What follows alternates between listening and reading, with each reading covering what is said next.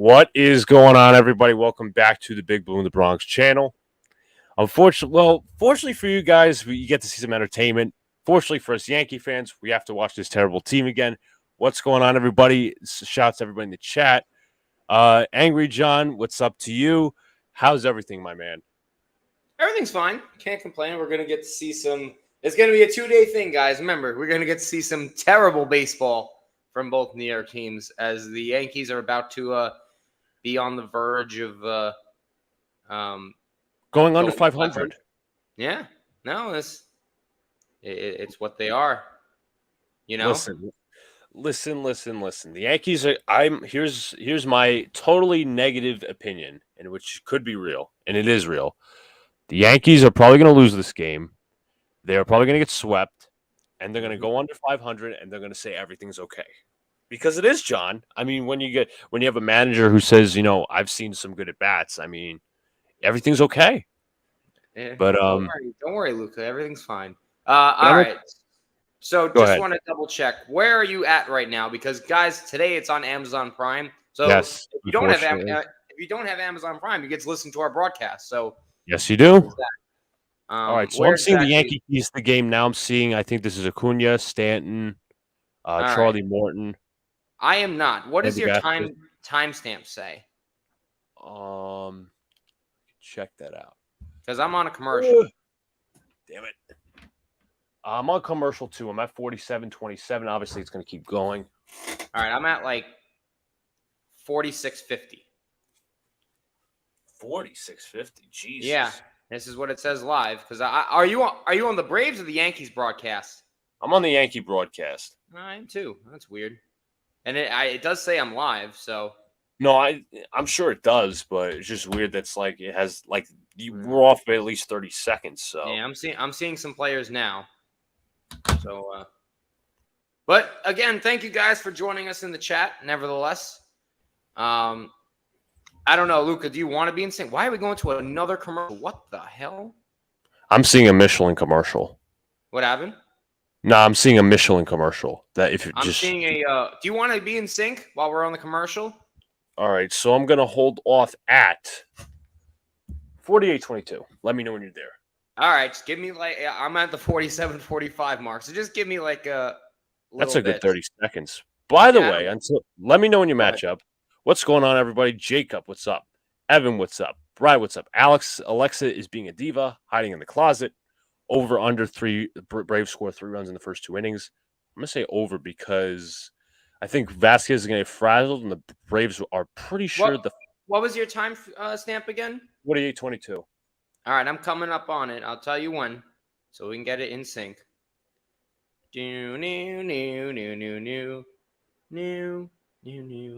And now. Okay, we should be in sync. Over under Braves, I was going to mention that the Braves are the best first inning team when it comes to scoring runs. I still can't believe the comments that the minor league guy said about the organization. John, if you did not see today, that was Ben Ruda he's talking about. Ruda, this was presented by Scott Braun, by the way. Ruda actually tweeted this out. And Ruda said, I was hit. This was back in 2018. He was, I'm not sure if he was a prospect or just a regular minor leaguer. Hit 315 in Double-A, I believe it was. Got sent down to Single-A. Now, it was a good sample size. He hit 315 and 200 at-bats plus.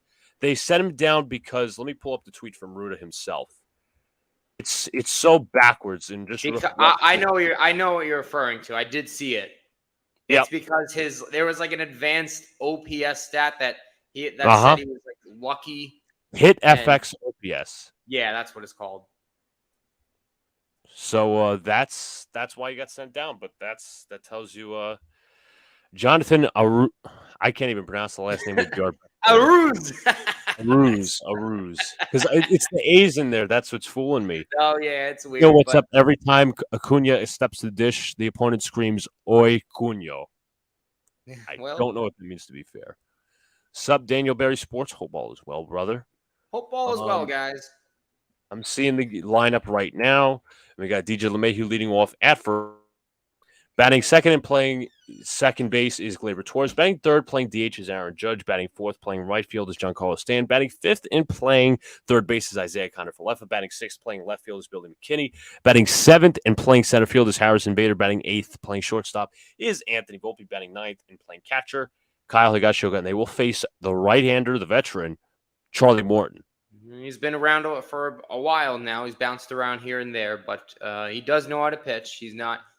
I know he's like their fourth or fifth starter, but a veteran that can get out. So first pitch is inside to LeMahieu for these Yankees. Holy shit! Thank you, Sunil, for clearing that up. Yeah, thank you. 2-0 count as Morton throws two straight balls. LeMahieu hitting .242 on the season. What's up, Kerm? Imagine sending someone down for doing good. Oh, that sounds like the Yankees. New age like Yankees. 2-0 in there for a called strike. The count is 2-1.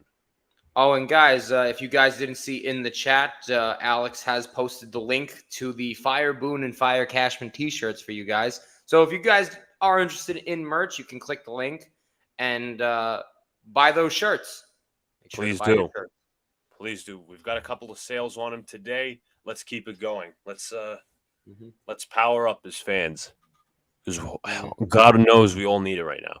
Seth says, "Go Braves." What's up? And time is called time was called. So they will restart the clock. Luca, you're a little choppy here and there. I don't know if it's for anyone else, but count is 2-2. I will check that in a moment. The pitch and ball 3. Count is 3-2.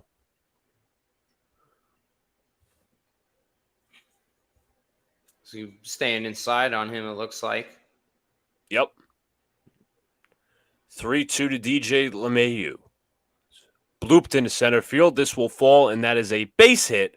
It will land between Arcia and the center fielder, as it is a no-out hit for LeMahieu. Lead off, as Gleyber Torres will come to the plate. That's a very nice adjustment from DJ LeMahieu. He knew that Morton was pitching in on him, and he beat him to the inside spot, and that's why he's able to get just enough into the outfield. Sup, Barbara? Appreciate it. When the Yankees walk or get a single, it's a bad thing because you know the next guy will hit into a double play. We'll see. We'll see. That's most likely the outcome. I agree with you, as Gleyber Torres takes the ball outside. Morning Brew Sports Channel had a new idea on those shirts. One of those fans was chanting off Bunukio quotes, for which Hector said those would be on the backside of the T-shirt. Count is 1-0. The pitch to Gleyber Torres is in there for a called strike. The count is 1-1, hitting the cutter on 91 miles an hour. And Barbara, no, it's actually me and Luca. Yes, don't worry, we got the name tags on the bottom. Count is 1-1. The pitch on the way, and Torres hits this into center field. Coming on is the center fielder, making the catch. One gone. That is the center fielder, Michael Harris. All right, in the first out.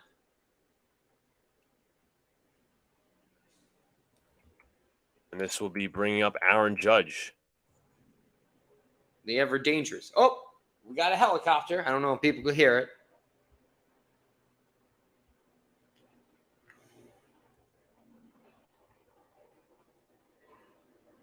We still have the helicopter. We still have it. We still have it. There we go.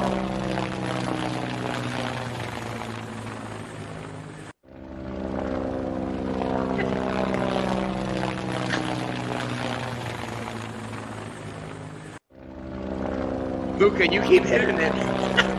Oh, let me stop that for a sec. You did it like 3 times. Oh, Jesus. I actually had Alex do it. The count is 1-1, by the way. Sorry, folks. Count is 1-1. The pitch on the way is inside. Count is 2-1. I couldn't tell if it was on purpose or accident. It was on accident, 100%. Helicopter or air flatulence? No clue. Does John want a new girlfriend or something? Wait, what? I don't think John's mad. This pitch is lined foul. John's not mad. I'm not mad. As Aaron Judge.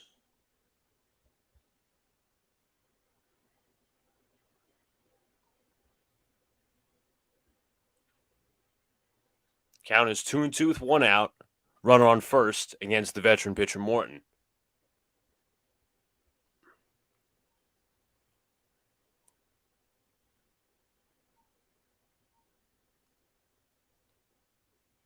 Swung on a miss there by Judge. 2 gone.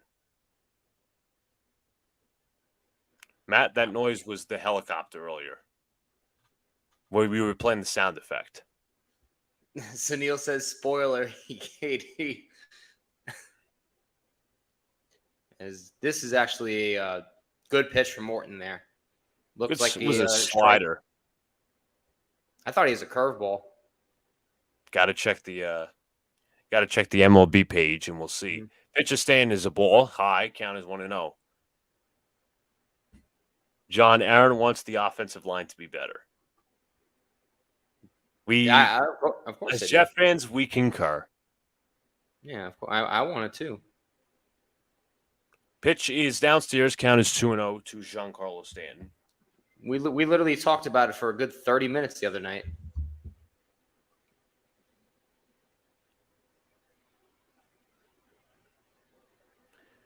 (2-0) count here to Stanton, hitting .203 on the season. This pitch is hit in the air to center. Going back towards the warning track, this is Michael Harris. He will make the catch, and that'll be the end of the inning. One runner left on as the Braves will come to bat. I mean, Stanton's falling off so bad. It's incredible. What can I say? It was a sweeper, according to yes. It might have been a sweeper. I forgot about. Well, I know you don't watch the show. I didn't ask you guys yesterday or today. I don't remember which show it was. But did you see the little argument that Michael K had on with LaGreca and Rosenberg? Yeah, I saw many clips of it. I'm like, I'm not surprised Michael K is taking the stance that he is A, B. Another thing is Michael K, the way he said, you're sounding like a fan. He's demeaning the word fan. Like it's a bad thing. That's the problem I have. But Michael K has no respect for his audience. That's what I've learned because he is he's a egotistical cockhead. No, that's a great way to put it. I had to do that.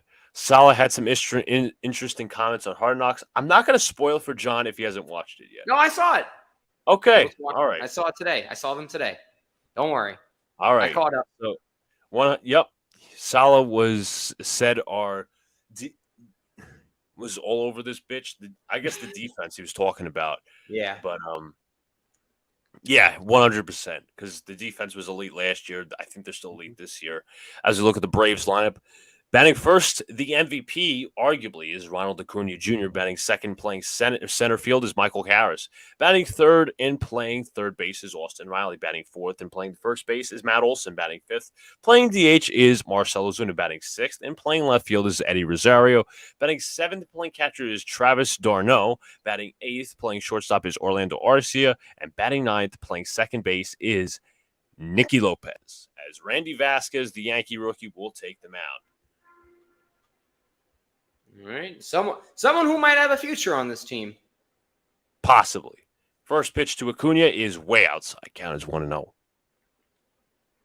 You know what? When you think of Ronald Acuna, you don't think of this, but he is a shot of hitting 40-40. Very much so. 1-0. He's got 27 homers, 73 ribbies driven in this year, batting .338. Very much a shot for 40-40, as John says. Count is 2-0. Pitch from Vasquez. Quick windup is in there for a called strike. Count 2-1. Matt Riley says no one has a future with this team, John. All right, I'll take Aaron Judge. 2-1. The pitch on the way to Acuna is fouled off. You can have an argument with Olson winning MVP. I think Acuna's the front runner, but Olson is in the discussion on another level. He might hit 50 homers this year, Olson. Sunil, we had to match up. That's why that's the case. Count is 2-2. The pitch to Acuna is call strike 3. Dotted over the inside corner. Good pitch there by Vasquez, and he leaves Acuna stunned. 1 gone. Nice pitch from Vasquez. Set him up outside. Hard sinker back inside. But he's got to make sure it's down. But nice pitching there from Vasquez. John, Acuna's brother is on the Mets minor league. Yes, he Yes, I is. know. Luis Angel Acuna. That was in the Max Scherzer trade. First pitch is high to Michael Harris. Count is 1-0. Harris has heated up over the past month or two. He's hitting much better. His average back up to 287. A lot of speed on him as well. Harris takes a call strike, borderline. Count is 1-1. Judge for Alonso and Nimmo, then, John. No. Fouled off. Count is 1-2. No, thank you, Matt. Harris hitting 287 on the season, 11 home runs and 36 RBIs. 1-2. The pitch on the way is high. Count is 2-2.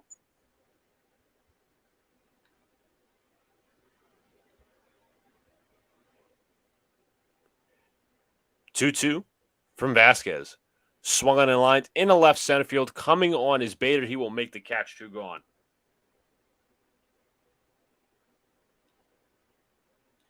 Jacob says, if you look at the Braves, they draft well, but they target the international free. No, they get a lot. They get some international guys, and like they do a good job scouting there. I mean, but some of their guys are actually homegrown too. Like I know Olson's from the Austin Riley. Yeah, these guys are from like the Georgia area, I believe. And they grew up in their system. But yeah, Acuna, a guy like Acuna, Albies actually just went on the IL, so we're not going to see him tonight. But right, they even got Vaughn Grisham, Michael Harris, a bunch of kids that they can just develop and properly. Count is 1-1 to Riley, by the way, hitting 26 home runs on the season and 279. The pitch on the way is swung and fouled off. The count is 1-2. Signing Judge to that long contract is scary. He might end up like Stan. I mean, that's the risk, but he did hit 62 home runs and win MVP last year, so how could you not? The problem is we haven't supported him. I agree. 1-2, the pitch is high. Austin Riley's been amazing. Yeah, no, he's been. I think back in the prediction show, he was my guy to have the most homers or win either have most homers or win MVP this year. But there's a grounder to third, and that's a fair ball. And foul. They get the out. Oh, foul. Sorry. It looked fair. But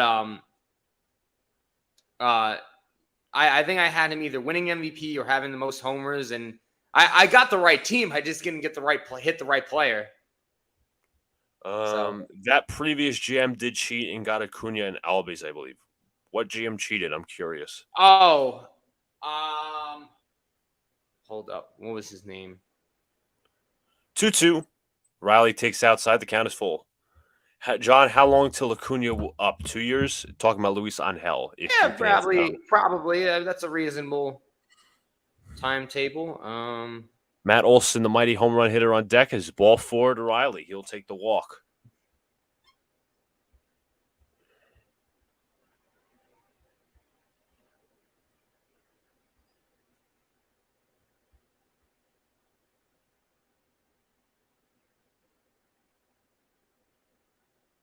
Olson hitting 273 on the season with 43 home runs. John Capella.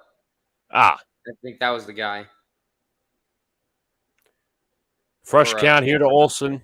Pitch on the way is in there for a called strike. Everyone gets on Polar Bear, but he's got the home runs and RBIs still. He's carrying the Mets practically. Yeah. No, I'm his lawyer. I'm his defender at this point. Count is 0-1. The pitch on the way is in there for strike 2. 0-2 count on Olson.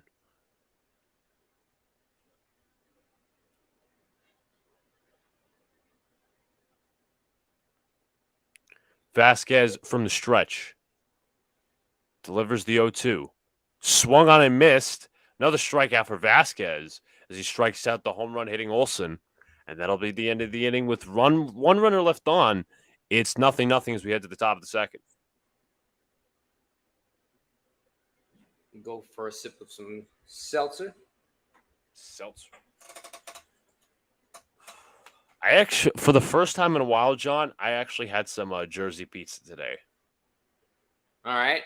What's the rating? All right, so we went, first of all, let me detail the place. It's known as Florham Park, Columbia Turnpike. It's about an 8-minute drive from the facility, but again, like times in Jersey, like a drive can be 8 minutes, but a walk can be like 47. So we decided to Uber. I asked the waiter what they're most known for. They're known for the grandma slices, but the waiter told me the margarita. So you know what? Let's go for the margarita. Me, Brian, and Alex shared it, but Brian also grabbed his own slice. That was the chicken, bacon, and ranch pizza. Oh, those are so good and so underrated. He grabbed, I think it was one slice of that. But honestly, the margarita pizza was really good. 110%. All right. I gave it I got to think about a new number, or at least try to think of a consistent number. Like somewhere in the eights, because it was like really good. Now I got to try. Next time I go there, I don't know if it'll be tomorrow or when, but Grandma Pete, the Sicilian, that's what they're known for. I think a part of two. Mm-hmm. So right. I'll be waiting to hear that number. But Brian, I'll tell you this: Brian said that he did get a little picky with the margarita pizza. He said there was too little cheese and too much sauce. Oh, all right. So we have mixed reviews. I gotta hear Brian's review. He thought it probably tasted good, but that's just a little picky. You're gonna have your qualms, but that's all right. But he really liked the chicken bacon and ranch. All right. Well, I think I've had Jersey pizza once. It sucked, but it's all right. IKF takes a call strike. Listen, nobody's ever saying that Jersey pizza is terrible. I mean, there's probably some decent places I haven't had in a long time, but this one. No, I'm sure there's nice places out there, but it's never going to be New York. No. Count is 1-1 to Isaiah Kiner-Falefa, hitting .258 on the season with 6 home runs and 35 RBIs. Count is 1-1. The pitch on the way. Outside 2-1. Barbara says, "I like the margarita with green peppers and onions."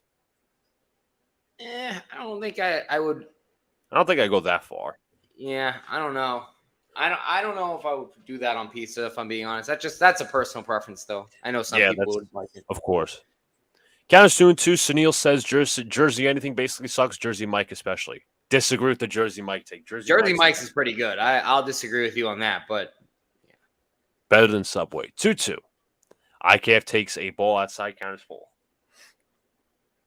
Try a Trenton-style tomato pie. I've had that once. That's what South Jersey, Middle Jersey is known for, those tomato pies. I mean, you see Portnoy doing a lot of those reviews. 3-2, swung on a miss. IKF strikes out. Foul tipped it into the glove. One gone. Bert Ballsack, what's up, says, my favorite pizza topping is basil. Underrated, I would say. Basil's good.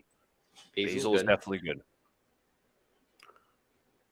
Sunil, don't worry. I saw your comment after the strikeout, so wasn't really a spoiler.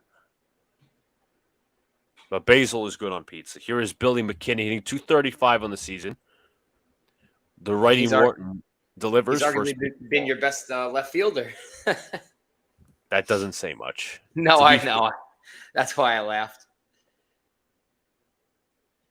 Oh, Brian got heckled today. No, he didn't. Yes, he did. For what? What do you think? His jersey, the 1-0. Oh, that's right. But it's like it's training camp. It's not like it's not like a game. Like I can understand the heckle, but it's training. Alex, camp. I think, got heckled too. The count is 1-1. The pitch on the way is swung on a foul. Don't tell me he wore his Giants jersey. Alex wore Saquon jersey. Oh my God.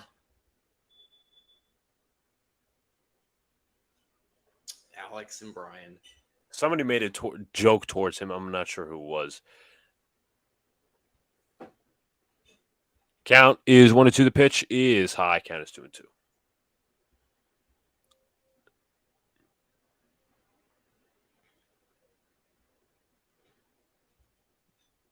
There is the ever for loved Aaron Boone, as we just get a quick glimpse of him. 2-2. McKinney chops it foul. Another training camp moment from today, which you're going to laugh at. I'm sure you're going to troll Brian about this one. So, Sauce Gardner, there's the two fields, right? There's the field in front of us, in front of the main seats, and then there's the field on the back of it. Mm-hmm. So, it was actually the Buccaneers offense versus the Jets defense. I'll mention after this pitch is Morton's going to be slowly coming into his windup. The count is 2-2. Morton winds, kicks, and delivers. And he strikes out McKinney. 2 gone, second strikeout of the inning for Morton. Hey! But the one thing I was going to say was Trey Palmer beat Sauce Gardner over the top on a post route. At least probably 50, 60 yards, right? Obviously, that happens. You're in camp. You're in practice. I'm like, and then Brian's like, who did Trey Palmer beat right there? I'm like, that was Sauce Gardner. He's like, that was Sauce Gardner? I don't know. I think Sauce Gardner is a little overrated. He is so full of it. You know why? Because if you haven't listened to Brian's podcast, you should. He does have some good points because he rated Sauce very highly. No, I know. I think he was doing that for a part of the banter. I'm like, Brian, for Christ's sake, it's practice. It's training camp practice, not a real game. 0-1 to Bader is downstairs. Saquon Barkley jersey is greater than New York Jets jerseys. Okay. That's okay. I mean, That's I'm sure it's not popular. Pitches downstairs 2-1. Sauce Island. Well, I guess you would call that, yeah. Alex went to Jets camp in a Saquon jersey. Yes, he did. He's going to go back tomorrow with his Giants jersey. So, all right. No fights, please. 2-1. The pitch to Bader is in there for a call strike. Again, we actually saw plenty of skirmishes in camp, as I told you, but I want to tell the fans as well. Obviously, it's joint practice. You're going to expect a lot of that. But it was mostly like not among like, how would I put this? Like more lesser known guys. 2-2, 3-2. But what was I going to say? Yeah, it was Billy Turner actually got into it with Levante David, and then Brian got I'm not gonna say he got triggered, but he like got taken aback. He's like, you don't mess with Levante David. Well, Billy Turner did. He messed with 3 guys on that play. Bader grounds to short to RCA. Fields fires to Olsen. That'll be the end of the inning. No runs, no hits, no errors. We go to the bottom of the second. It's 0-0. Barbara says she loves Alex. Obviously, for the Giants' pride. Matt says, I always said he was better than Stingley going to the draft, and I have an LSU bias. Sauce is the sauce, the sticky sauce. But you know who was at Jet Camp today? Obviously, Dalvin Cook. I got a chance to see him. I also got a chance to see... No. Well, I saw Dwayne Brown. But I didn't get a chance to see 2 guys. Eric Decker and Mark Sanchez. Wow. I haven't heard Eric Decker's name in a while. I have not heard what. Who is Burn Paul Texas? I went to high school with DJ Reed. He's cocky. Wow. Okay. Really? It's pretty cool that you went to high school with him. Listen, he's top 10 in the NFL. He's you can argue for top 10. I don't know if he's top 10, but you can make the argument. Thank you, Jacob, for the share. Thanks, man. Guys, remember to like, subscribe, just throw your comments and questions away. Share us out if you can. We could use all the support we get because at the end of the day, we do love doing this for you guys. Alex has the Daniel LaRussa balls doing that. I'd pay to see whose ass he kicked if they taunted him. Cobra Kai reference if you missed it. No, yeah, we got the reference. We got it. Sanchez is a good announcer. He's not bad. But let's see. What's else to go over training camp? Obviously, the offensive line got butchered. Defensive line did good from what I saw. Obviously, that's to be expected because we have one of the best units in the league. Garrett, by the way, one of the first plays in practice, Garrett Wilson toasting Carlton Davis and Antoine Winfield over the top. Mm-hmm. That was the 7-on-7 drills, if I'm not mistaken, right? Mm-hmm. It was so fun to watch Rodgers just floated up there in person. I'm like, wow. Pitches in there for a strike to Marcell Ozuna. Alex will be on here a little bit. He's just running an errand. 0-1 count from Vasquez. The pitch to Ozuna is high. Ozuna hitting 24 home runs on the season, 60 RBIs, 245 on the average. He's had a nice bounce back season. I know he's had some personal issues in the past, yeah, especially that DUI last year, but he's quietly been having a good season. Homered last night's game, taking Severino deep. Yep. Everybody loves taking Severino deep. So You know what? He didn't, everyone thought he'd give up like 8 runs. He didn't give up that. He only gave up 5. He only gave up 2 homers. And I know that's not good. Sucks, John. He still No, it sucks. sucks. It sucks. I'm just saying though. Ozuna laces this one deep in right field. Going back at the track, Stanton is going to play this one off the wall. Stanton will track it, and Ozuna is going to lead off the inning with a double. You guys going to stream the Jets-Giants game? If you're talking about the preseason game, that's in consideration. I'm going to let's see. He was pretty good, but no one thought. No, I didn't think DJ Reed had that potential to be like near top 10 good, to be fair. 110%. Because like Reed was good in like solid in Seattle. It was like, I'm not sure about this guy. He's kind of an unknown from my end. He was like, I wanted to sign like a guy like Casey Hayward or whoever, like a veteran corner next to Sauce.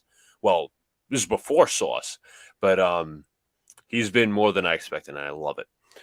What's funny is Severino's ERA dropped after. Yeah, he had like an 8 ERA. Rosario hit this in the deep center field. That ball is out of here. Wow. Eddie Rosario, the 6-hitter, with a 2-run blast, and the Braves are up 2-0. Here we go again. All right. Who was it? It was Knicks Nation. What was it? 3? He set the benchmark at? Let me go back to his comment. He said over under Braves score 3 runs in the first 2 innings. Ooh, we might have a push. Right now it's still at the under, but you never know.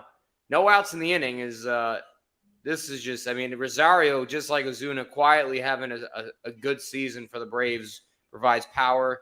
And if we can get a replay, that would be nice. But here's Travis d'Arnaud, the former Met. Who John is still haunted by this day. But at least he has Alvarez. Grounded to third, fielded by IKF, Fields fires, and 1 gone.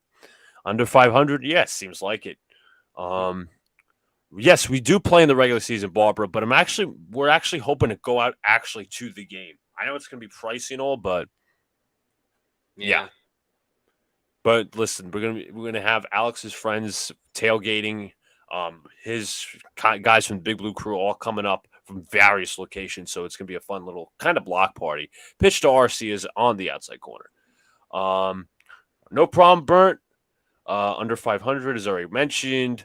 Feeble Jean D'Amico must leave the stream, and may the feebleness disappear. Oh, no. Don't blame me. You know why you don't blame me? I didn't even watch yesterday's, okay? And you guys still got punked, all right? Hand to God, I did not watch yesterday's massacre. I saw the homers on like Twitter, but don't blame me. Don't blame me. Count is 2-1 to Arcia. Vasquez kicks and delivers. Pitch on the way. Swung on a hit in the air to center field. Not very deep. Bader ranging back. He will make the catch. 2 gone. Yeah, that got off the end of the bat there for Arcia. I'm going to bookmark this post that I just showed. I want to share it when we get to break because I think it's a good, kind of talking point. Obviously, we'll do an Immaculate Grid sometime tonight. It's a Team A-B scenario, John, and I thought we could go over it at the commercial break. Jacob says on August 16, 2023 at 7:46 p.m., Sir Angry John got to mark down those dates for Luis Severino. I did not love him. I'm just saying he didn't do as bad as everyone thought he would. Don't worry, he still sucks. Strike call to Nicky Lopez. Barbara says, I accept the Yankees are bad, just looking forward to football. Listen, I've accepted the Yankees are bad. I still love them to death. But, yes, it's time for football. 0-1 pitch is grounded to the right side, fielded by LeMahieu. Lopez is just out. I'd like to see a replay on that. Will they challenge is the question. Close play. Close play. And that was closer than it looks. Let's see, because it gets you the. I think. Did Lopez hit the bag? That's the question. And if he did, he's probably safe. And Travis Snicker, waiting on him. They are going to review this. All right. I don't know. I don't know if it's because it's weird. He didn't step on the bag, but he might have slid on. But his front foot might have ticked it. Let's see. I can't. They got to get a better angle than that, in my opinion. I think he's safe. By a smidge, he's safe in my opinion. Yeah, Because he doesn't fully go for the bat. He misses the bag at first, and then he slides his foot a little bit before Vasquez. I think Lopez beat it. What's up, Shane? Hope all is well, brother. What's up, man? I just want to say what to watch. I just say what I say to watch. I don't squeal and cry. This notion that I squeal and cry. Oh my god. Is glorious, like when I whoop his tail in fantasy football. Sunil, to be fair, you drafted a number 2 running back, 2nd overall. Sunil's gonna squeal and cry when Aaron Rodgers, whoops his 53-man roster cowgirls. Again. Michael K is going to run out on the field. Of course he is. He'll argue how he was safe. But listen, on his show today, he already gave the injury excuse for the Yankees. He did. And he talked about at least Pete and Don both argued back, I'd say. I'll give them credit. They argued back. Lopez will be out. Oh. It's one of those calls that could be too tough to overturn. But I thought he was safe, in my opinion. Maybe it was one of those things where it's like, all right, we have to stick with our original call because we don't have the evidence, kind of thing. Yeah, it's of course. Champa's what's going on, brothers? His LMAOs, so the Yankees gonna be under 500 again. I'm sorry, today, yes. He was making love to Judge again, well, of course. John, you get so cocky with Rodgers when you realize we've got to listen, bro. The same old Jets mentality is out the window. Matt, weren't you so cocky about Daniel Jones when he's literally had one good season in his career? Stop. Enough of this nonsense. Nick Palumbo, I haven't seen you in here before, but please hit the like button, subscribe if you haven't already. Down by 2 at the end of the second. Above average game for the Yankees so far. I mean, the way they've been playing lately, you're not wrong. Aiden, what's up, brother? Please hit the like button, subscribe if you have not already. Like, subscribe, comment, share if you guys can. Angry John, Karen Rodgers won't beat the Cowboys week 2. Put that to bed already. Okay. Oh, you know what's funny? Because it's not like he's beaten you so many times in the past. He beat you. He beat you guys last year without a number 1 receiver. What do you think he's going to do with Garrett Wilson? My God, it's going to be a field day for them. Field day. O-line's going to be downfall. Right now, it's the downfall of the team. It's my biggest worry, but I'm sure they can get it solved again. We hope. The fact that they have to motivate Becton is not good for Hill. It's not that they have to motivate him per se, but I do think the way, obviously it could be a conversation we're having right now, I think they're playing it a little ridiculous with Becton because they've seen Turner and Mitchell suck on both sides. Why can't Becton get a shot on the right side? Because they're assuming Dwayne Brown is going to come back for week 1 left tackle. That's how I say it. NFL will be on Vikings watch in the 2024 offseason. Wait and watch. I spoke Jones. Please stop. You have the superpower of being a clown. All right, that's your superpower. Plus, my team is not a failure organization. But you know what? I got to ask you. What did you? Again, you've been most critical of Salas. This one's a call strike. What did you think of his speech? I know. Again, it's only training camp. It's not during a game. Good. I mean, you saw it in Hard Knocks too. You see him rip the offensive line. Yeah, listen, I want to see that side of him though. I mean, but he should. He should burn it out more. Cheers, Shane. Thank you. Let's indeed get those likes up as the count is 0-2 to hear Anthony Volpe. Favre's Jets season ended 8-8. Rodgers will be 8-9. Well, you're leaving out, Sunil, that Favre got hurt. True. Yeah, you know what? I see that. You know what the real question should be? How the Cowgirls will lose the 49ers again this year. Brian actually has a take that the 49ers are going to fall off. This year? Yes. Swing and a miss by Volpe, another unsurprising strikeout. Salah's got a weird love relationship with Zach Wilson. I disagree with that. Based on what? Maybe in the past, but I mean, they're trying to, re-up Zach Wilson, I guess. Yeah. Well, they have to. I mean, he's so messed up. He's messed not only mechanically, it's a reclamation project. Yeah, he pretty much is. Higgy takes went down. Rogers, rolling over daily, getting eviscerated by really superior teams. Okay, I don't think Dallas is. Yeah, it's not the Cowboys. It's not the Cowboys. They have never owned Aaron Rodgers. Never. Strike to Higgy, count as 0-2. Favre, freaking arrogant, very rarely effective. The things he was saying about him on the first episode of Hard Knocks was weird. Count as 1-2.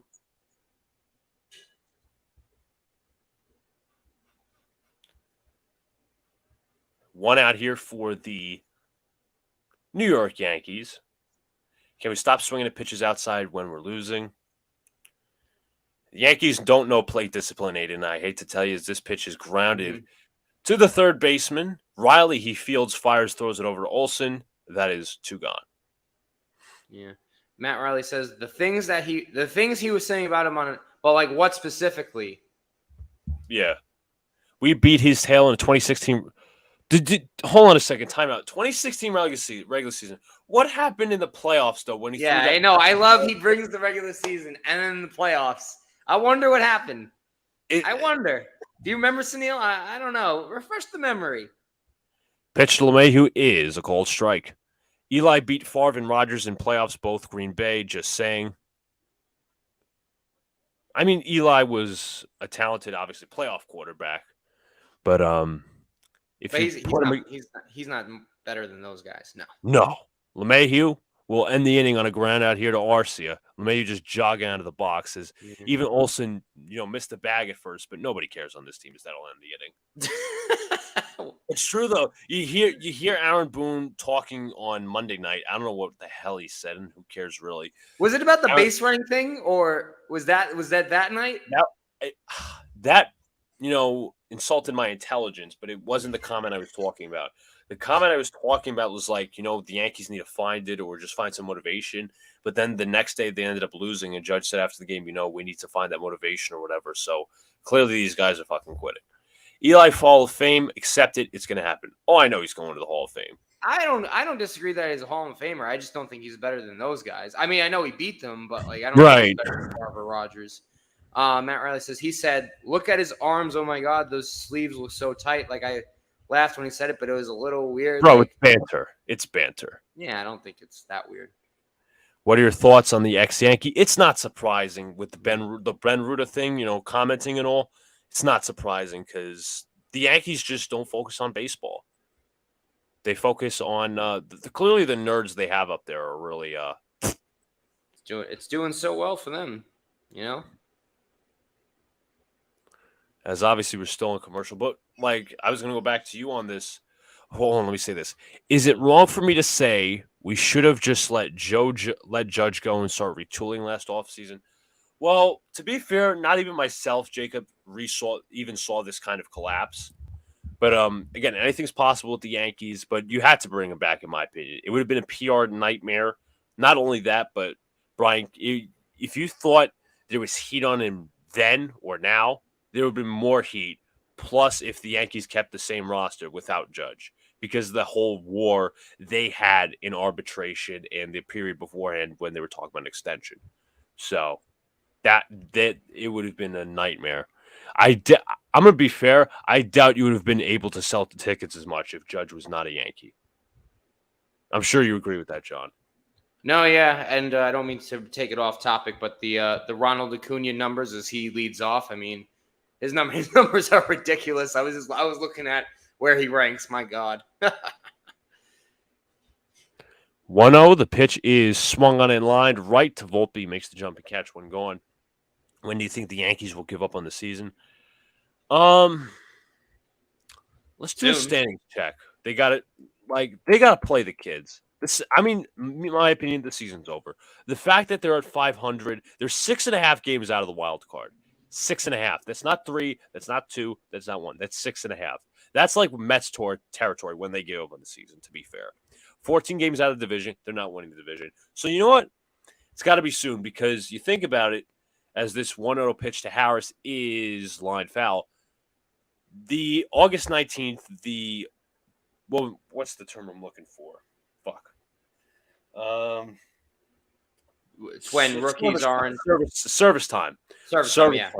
They still like after the 19th, the service time doesn't. He's not a rookie for that season, so you obviously it's more years of control. So I guess the Yankees are going to play that card, but just play the kids now. It's not worth it playing these bums as IKF gets the fields the line out is too gone. Play discipline, and Yankees, even with a new batting coach, playing obvious, they're throwing Pinocchio under the bus. Well, Pinocchio is a clown. And Dimes has already won a playoff game, something Hurts and Mahomes have never done. Wait, what? So what? Hurts won a but Barbara. I mean, Mahomes doesn't need to be on the road. They win the AFC, and he's won 2 Super Bowls. What are we talking about? Hurts was a one-off. Hurts had one good year so far. So I guess they're talking about maybe first time in playoffs. But again, Mahomes, even when he went to the playoffs, his first technically rookie season, he won and he lost in the championship game against Brady. This one's fouled off. Who's ready to be under 500? My team. What's going on across Facebook? Welcome to the dark side, everyone. Welcome to the dark side. Hurt and Mahomes have more playoff games won than Danny Dimes. That's correct. Yeah. I think she meant the road playoff game. Well, she did say road playoff games. Okay. But Mahomes doesn't need to be on the road. Apologize if I misread that, Barbara. And Riley goes down on strikes. Did you see what Mahomes said about Jones? Was that? I don't know what Mahomes said about Jones. I did not. I'm guessing it was on the quarterback series. Tell us specifically, Jacob, if you know it off the top of your head. If you want to share that with us. 2 playoff games. It was against the against the Ravens, I think. Was it not? No, it was. Was it the Texans? No.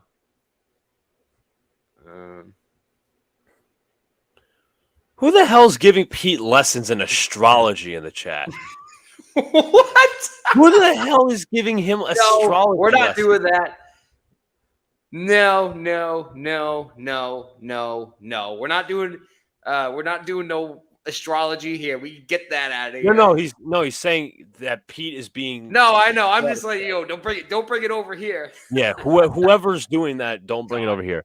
Let's see. By the way, I think astrology that not the. Are we talking about like we're not talking about those signs, right? That's probably what they're talking about. Yeah. Okay. I'm not. Yeah. Like everyone. Whatever. Barbara says, "Thanks, John. I understand what you're saying. I give Mahomes credit." Jacob says he called Jones a stone hard killer. Look, I admit Danny Jones shocked the hell out of me. He did I think he had a very good season last year. Am I ready to give the pom-poms and say this guy's an elite quarterback yet? No. Guess you can follow up with this comment. What's your opinion on Daniel Jones? Yeah, well, he's got to prove his money this year. He's got to prove his money. I mean, he's down throughout the contract. He's not top 5. He's not top 10 yet. I need more. Yeah, I think that's what the general NFL consensus is. Aaron Judge he's middle of the road, I'd say. You can't ignore his bad seasons. Right. And right now, is he all I know about astrology signs is I'm a Taurus. Don't know what that means, but I'm a Leo. I know I'm an Aries. I don't know exactly what these things mean. I've heard so many different explanations from people, and I'm like, yes, amaze me, woo my mind. Barbara says he's absolutely got to prove more. Completely agree. It's too early to call Jones amazing or terrible. Well, he's neither nor. He's not terrible. He's not amazing, but he has to prove that he can play at a $40 million level to justify his contract. This is one grounded, third, fired, one gone. Daniel Dimes is a Jim Carrey Dumb and Dumber lookalike. Fair enough, I guess. Okay. Wander Franco, by the way, is still being investigated by the Dominican Republic. They've officially put their task force on that is not looking like a good scenario. I don't want to get into it too much, but of course, Judge takes obvious reasons. I mean, he should be restricted, suspended, and he might even do jail time. I don't know what's true in the story, so I'm not going to speculate yet. But doesn't look good. Judge takes a foul. Brad says Feeble's an idiot. Don't know about an narrative. All right, so tell me what an Aries is. That's true. It's true. I don't focus on what a Leo personality is supposed to be. I don't care too much about that because I just don't care. I'm a Leo. That's it. To be fair, Daniel hasn't really had a lot of talent behind him. Sure, but that excuse goes away this year, in my opinion, because he's got the I contract. agree. I believe he could do it. Get a number one What? running back. You have a tight end. Let's just say Franco is in muddy waters because he decided to date an underage girl in the Dominican Republic. Yeah, I think that's good enough. Yeah, I think that's we good can enough. talk more about that once the full investigation's underway or done. Judge lines a base hit. The only member of the Yankees that actually has a pulse. John D'Amico and Aries, I'm officially filing for a birth certificate change because clearly we cannot both share the same sign. Cedillo, don't tell me you actually believe in the signs. Come on. Give me 1 second. John, I'm going to have you call the... I got it. Like 2. You're good. You're good. I got this. As Aaron Judge having a decent, not decent, but a pretty good stint since his return from the injured list. As this brings up Giancarlo Stanton, who had a deep fly ball into left field. Morton mainly done a good job against these Yankees so far. As you see the 0-0 here, takes a sinker off the plate. Otem says, some of the Rays players like Franco and Diaz looked like they're on steroids. I mean, Yandy Diaz is a very good player. Franco, I mean, before that, this whole thing has been, was an excellent player in my opinion. And Stanton takes a curveball for a strike, but it is a sad situation, and we'll have something when that whole story comes out whenever they finish their investigation. But nevertheless, here's the 1-1 to Stanton.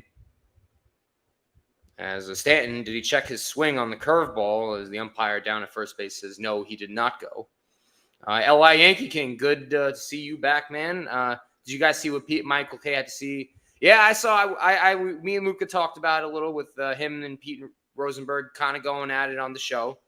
Michael K, it's what you expect from him. It's not what you want, but as Stanton takes a changeup 3-1, and there we go. Kerm says, astrology is bogus, period. End of story. Kerm, I 100% agree with you.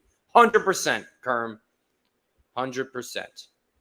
Sunil says, when Angry John? I'm in April. That's my birth month. I'm not going to share the exact birthday, but, that is for me. Here is a 3-2 count now to Stanton. Judge, not the fastest guy on first, as a double play is probably what the Braves are looking for here. As that ball's in the dirt. Stanton held his swing as, my God, he almost actually swung. He almost actually swung at that. Armin says, what's up, man? What's up to you, my guy? Always good to see you here. And depressed Mr. Met, I saw you here in the chat earlier. Yeah, I know the Mets won today. It doesn't matter. It doesn't matter at all, in my opinion. It's still the same old feebles, So, it doesn't matter. We won a series. I'm good. I'm glad you're doing good, Armand. And Sunil, you can be feeble. I'm not. No way I'm feeble. Had enough of this feeble talk. As Morton, nice curveball that broke in for a strike one on IKF. IKF been having doing better in the second half of the year for sure. As here's the 0-1 to him. Fastball misses upstairs, and we have a 1-1. That's right, Armin. I hope the Mets lose every game. I'm not. I really do. I saw a little bit of the Mets. What the hell happened to my MLB.com page? Fucking MLB.com. Let me tell you something. It must have crapped out. Crashed. I apologize, folks. Apologize. Right. IKF fouls that off, and we have a 2-1 count. Who gets Ohtani next year? I'm saying the Dodgers. That's a good shot. I mean, it's a good shot the Dodgers get him. I mean, my God, they would only get so much better if. It's up to press Mr. Met as well. As here's the 1-2 to IKF, swung and fouled back, And Matt Riley, I know you're joking around with these comments. If they didn't sell, they'd be like a game out of the last wild card, John. I'm sure they would. Sure, Matt. If you want to believe that, go ahead. Go ahead with your buffoonery. Count is 1-2. I'll take over, but thank you, John, for taking over. Pitch on the way to IKF. Did he go around? Yep. The home plate umpire is going to call it, but I'll be honest, John, I don't think he swung. Nevertheless, he struck him out. And okay, the bat was far out, but he did pull it back. But yeah, you got to appeal to the first base umpire of that. Agreed. Is that a brisk? Yes. I got stock ton right here. The more the Mets win, the more the Mets win, sadly, I believe Epler will be back. Well, you know what? I don't think they're going to be Oakland Athletics bad or Kansas City Royals bad, but I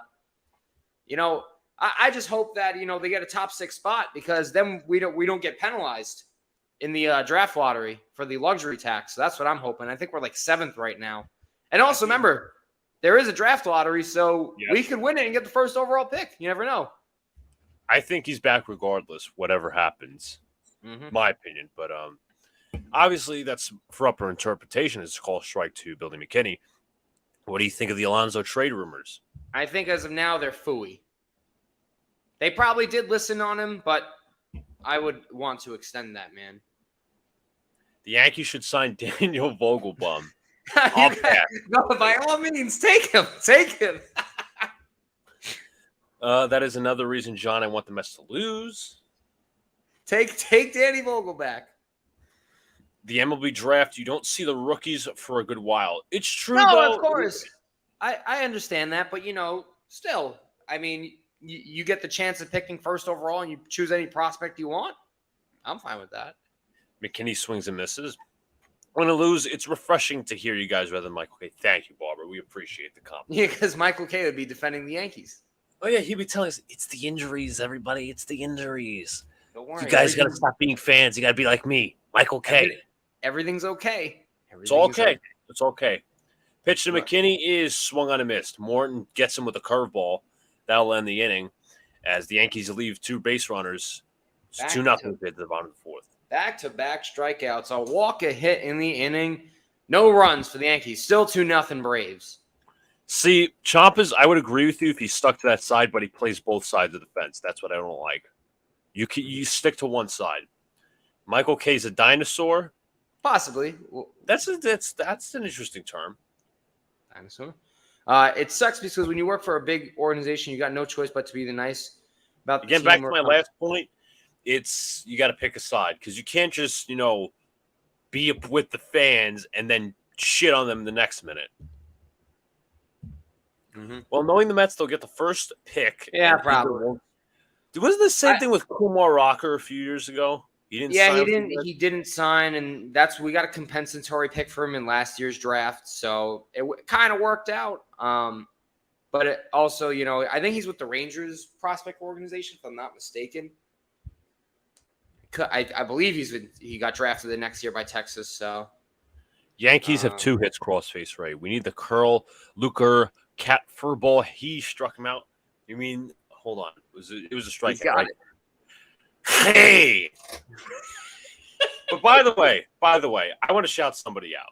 Or I should say 2 people out. 2 friends of this podcast. Armin knows them well. I'd like to shout out the Jets Turbulence podcast. I know they've gotten shit on Twitter, and I don't care really, but they just had Gary V on their podcast. They did. So I like to congratulate them for just having him on the podcast. Dan does a great job with the researching the guests. Joe and Dan ask great questions. They're great. They're just great, question askers, interviewers, whatever you call them. But they're doing a great job over there. Not everybody's cup of tea, but they're a good laugh. Armin says, yes, Rocker's with the Rangers. He's out for the season. Oh, so who knows? Maybe it did work out. Jet Williams. Mm-hmm. As we're looking at Matt Olson's here, Rangers really have the 2 of the 3 best pitching prospects I've ever seen. They're going to be on top of the next tip. Who are you referring to? Is it Jack Leiter? Is that one of the guys? I think Light. Yeah, I think he might be referring to. I forgot Leiter. who their other farm system guys are off the top of my head. Yeah, Leiter's one of them. Swinging a miss there by Olson, who struck out his last time. Count his own 2. Oof, big cut by Olsen too. He has a big swing. Jet was interviewed on SNY today. Had He no was. idea. Yes, he was by the podcast. They do. Grounded, fielded, and Higgy throws out Olsen one gone. That's if the Rangers don't fuck up. True, but listen, all good. All things are good right now. But also Owen Miller, the other guy. Thank you, Armin. Yep, Owen Miller. One thing you and Brian are differing on is your rankings when it comes to the top in the MLB. You guys universally believe that the Braves are the best, but probably he ranks Texas above Houston. You rank Houston above Texas, right? I think Houston can catch them. It's not guaranteed, but I think in a playoff series, I think Houston I'll end up winning. Yeah. I firmly believe that their pitching would be better and their experience is like so much better than the Rangers. Like you guys, some people forget that once you haven't been in the playoffs in a while, and some guys that haven't been there, they might not perform like the regular season. They might, but they might not. But the Astros have guys that have been there and done that, so I don't count them out at all. Count is 1-2 here to Marcell Ozuna. How about the Orioles? I think they'll obviously make the playoffs. I think they win at least a round, but maybe they lose in the ALCS. Maybe they're not at their peak yet. They haven't fully hit their potential. They still got young guys coming up, so they also could add players. Jackson Holiday. Grayson Rodriguez is a work in progress. Count is 1-2. The pitch to Ozuna is outside 2-2. Let's see. How do you pronounce the last name? Skenes? Yeah, Paul Skenes. He's the guy he's the guy that got taken first overall by the Pirates. Count is 2-2. The pitch from Vasquez. Downstairs 3-2. Michael King is warming up in the pen. I agree, Aiden. Game is boring, but thank you for listening to us regardless. Yeah, John, who's more likely to be traded by the Mets or this offseason, Beatty or McNeil? Probably McNeil. Ozuna fouls it away. Probably Jeff. Have you played pickleball at all? Honestly, no. I have not. I have some close friends that are interested in pickleball, but I have never played pickleball in my life. Yeah, I see a lot of people do it, but count is 3-2. The pitch from Vasquez is swung on in line down the left field line. Is it fair? It's gone. It is. What are they going to call it? It is foul. I think it's fair. Wait. Oh, no, that is foul. Left side of the pole. It looked fair. God damn. It did, but it just hit the left side. You can tell from that perfect camera angle. As Vasquez is going to talk it over with Kyle Higashioka. It seems like the Yankees don't want to go long with Vasquez because they got a guy warming up. 57 pitches. As the Yankees tomorrow, let me double check the calendar here. They do have an off day, and tomorrow and then Friday they will face the Boston Red Sox for a 3-game set. So they are prepared to use the bullpen at all costs. As Ozuna is going to dig in back to the box. Ozuna, a former Cardinal, a former Marlin. Count is 3-2. Vasquez winds, kicks, and delivers. Pitch is ball 4, just missed by a hair as Ozuna gets on base with an out. If Trash Can and Boone are fired, I could see the Mets firing Epler and Uncle Steve Cohen going after Trash Can. Why doesn't Boone get a nickname? No, he says Pinocchio. Oh, no, that's what I wanted Steele to address him by his property. That's why. Compass says, I can see the Dodgers winning it all, but they choke. And yeah, they usually choke. Aside from I call it the Mickey Mouse Championship for both LA Lakers and Dodgers, they choke a lot. They choke. I mean, they lost, obviously, the 2 World Series, but they do. They do have a good team, though. It's not like they have a bad team. No, they do. They always are littered with talent, but that's never the issue. The pitch is downstairs to Rosario 2-0. Bozo Boone is a good nickname. Well, that's a good one. Rosario's last time up, homered the opposite field, 1-for-1. He's got another runner on base here. And it looks like we never announced it, but Knicks Nation's over-under hit the under. Okay. It's just we choke at the end. They got a great team. That's true. Listen, again, always constantly littered with talent. Count is 3-0 with 1 out. Rosario up at the plate. On first is Ozuna with the walk. And Rosario's going to follow in the footsteps. Oh, maybe not. That's a call strike. 3-1. Oh, that was a high strike. I didn't see. Yes, I saw the pitch like on the monitor. Crossface Ray says, "Put Vogelbaum in the 3-hole behind Stanton Donaldson and trade Judge." God. That's right. Yeah, great plan. Ball 4, as Rosario will follow in the footsteps of Ozuna. And the question is, will Aaron Boone take out Vasquez? He will. So we will be expecting a pitching change. But anyways, John gets the comment. Bunokio and Trash Can would be in Queens next season. I mean, they can't. I hope the Mets wouldn't be stupid enough to hire Cashman or Boone. But maybe the Mets have, different expectations or just aren't as paranoid as the Yankee organization. The call to the bullpen. Randy Vasquez is done after 4 and was it 2/3 or a third? I'm sorry. 4 1/3. No, I'm sorry, 3 1/3. 3 1/3. Or 3 1/3. My God, I can't do simple math all of a sudden. All right. Sorry. Luca, I think this is a good time for me to get some H2O, so I'll be right back. Okay, if you return quick enough, we could do this immaculate grid. Unless you want to wait. All right, I guess he's going to wait. Freddie Freeman is a great player. I can't believe the Braves let him leave. Well, they got Olsen, so, I mean, Freeman's an awesome player. He's obviously hitting the 330s. But, I mean, they replaced him pretty quickly, so that's what's expected. That's an organization that not only develops prospects, but is not afraid to trade prospects. And they traded their top prospect in Shea Langoliers for Sean Murphy and Matt Olson, amongst other guys.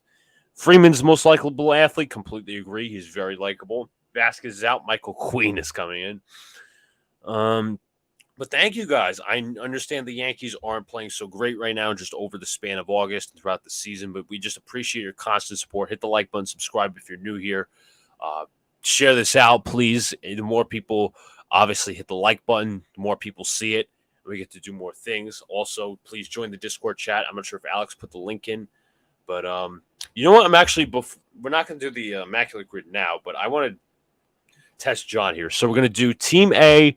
Damn it, is the game coming back already? All right, well, we'll do it. We'll do it when the inning officially ends. When the inning officially ends. Freddie's a Hall of Famer. Completely agree. He's on his way.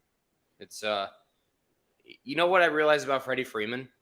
What? He is such a smart hitter because if you look at his numbers, it's like they get better every single season. And, right. You're expecting someone at some point for him to have a down season, but he just doesn't. He doesn't. It's true. So damn good.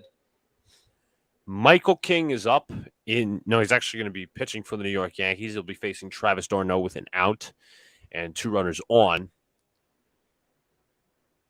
d'Arnaud, the righty, is 0 for 1 today. Travis King d'Arnaud winds and kicks, pitches outside, count is 1-0.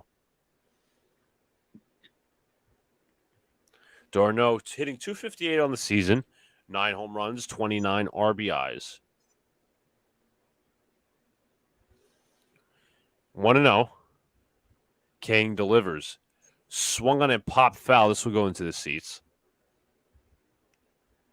What's this immaculate thing? It's the immaculate grid. We'll explain it when we do it, it's a game. It's a fun game. It's a little game. Thank you, Nick. I know I've gotten this compliment 1,000 times, but I just want to say I say thank you to every one of them, and I will say thank you to your compliment, Nick. Count is 1-1. The pitch to d'Arnaud is in there for a call strike. Looked outside to me, but regardless, called a strike in the Yankee favor. Most underrated player of all time. I'm not sure if that's a question or you're talking about Freeman. I think he might be talking about Freeman. I mean, I would, if that is a question, I have to think about it. But if you're saying d'Arnaud Freeman strikes out. Oof, that was a bad chase by d'Arnaud there. Hey! I don't know how you do the hairball thing. It's like you got to get it from the back of the throat. Hey! King had 41 pitches on the 12th, let me just say. Yeah. Here is Orlando Arcia. First pitch is chopped up the middle, fielded by Volpe. Fields fires, they just get him, and that'll end the inning. No runs. 2 men left on. Head to the top of the fifth. It is 2-0 Braves. Immaculate Grid, a game to test feeble minds. It was a question. Crossface Ray confirms. Most underrated player of all time. I'm going to remove this because we are going to play the grid. Just like they say, we're going to play the feud. I got to think about that one, Crossface. I'll be thinking of some answers. There's a lot of underrated players probably that go under the radar. John Smoltz, maybe Maddox got the headline. They're two of the greatest pitchers of all time, especially when you talk about those Braves teams. Great killer. We'll obviously attest to your questions and answers regarding this grid. So what the Immaculate Grid does is you pick, obviously, players that have fit these categories. Like you pick a player who pitched for the Padres and the White Sox or hit for the Padres and the White Sox. All this doesn't include managers. You try to guess a rarity score, and you try to guess like the most rare player you can think of. Like you don't want to guess the most obvious score. You want to try to get as low as a score as possible when it comes to all these different categories. So, John, I'll let you have the first guess. All right, what do we got? We got White Sox, Padres. Oh, hold up. Jets Mess. What's up, my man? Always What's up, bro? See one of the members. And member, guys, you can become a member if you like to. There is bonus videos that I do put out for all the members. This Jets Mess does get to watch. So we do appreciate that. But nevertheless, we got these categories. Okay. White Sox, Padres. I'm trying to think. I got one. Okay, I'll get this answer before we get to the. This guy is, he's well known. I don't know if he'll be Goose Gossage. Okay, I'll throw that in there. I know he's. I got to do Rich because this is how it is. Rich. 3%. Fortunately, folks, we'll pause the game for now because the game is back as Charlie Moore will be pitching to Harrison Bader at this very moment. First pitch is swung on and hitting the other foul territory. This will go into the seats. Foul ball. Matt says he cannot think of really of a 20-game White Sox winner. I'm just going to assume Burley did it. Good candidate to do it. But I don't think Tom Seaver won 20 games. Obviously, we'll recover this back when we get to the next commercial. Here's counted 1 to Bader.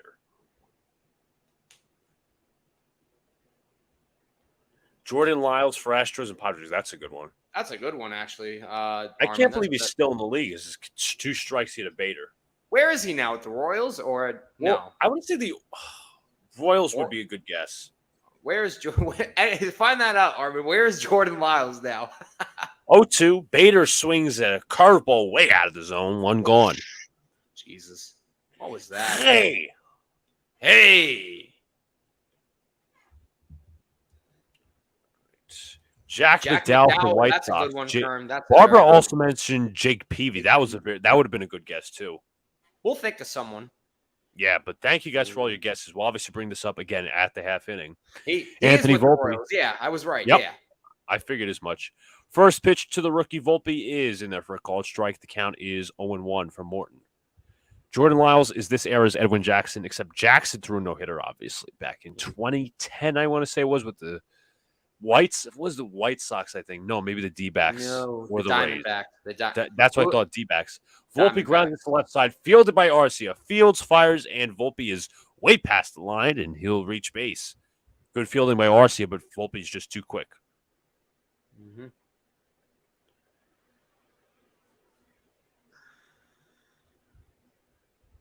We'll obviously, again, take your guys' guesses once we get to the half break. So coming to the plate for the New York Yankees is the 9-hitter Kyle Higashioka, the catcher. Oh, Kyle. Thank God he's a free agent off the seat in the off. Pitches way outside, count is 1-0.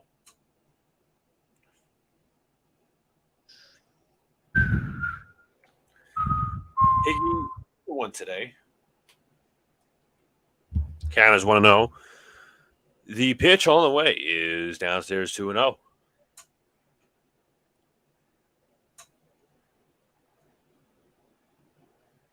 I feel like Jordan Lyles is almost like Josh Johnson, except Johnson really hasn't started anywhere.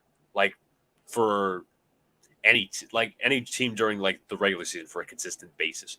2-0 is into the dirt now. Get away from our Darno as Volpe will advance to second.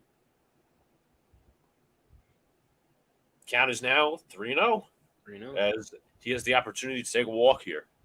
Yankees might have something going here. A rally? So you're saying there's a chance? There's a chance. Count is 3-0 from the veteran Morton.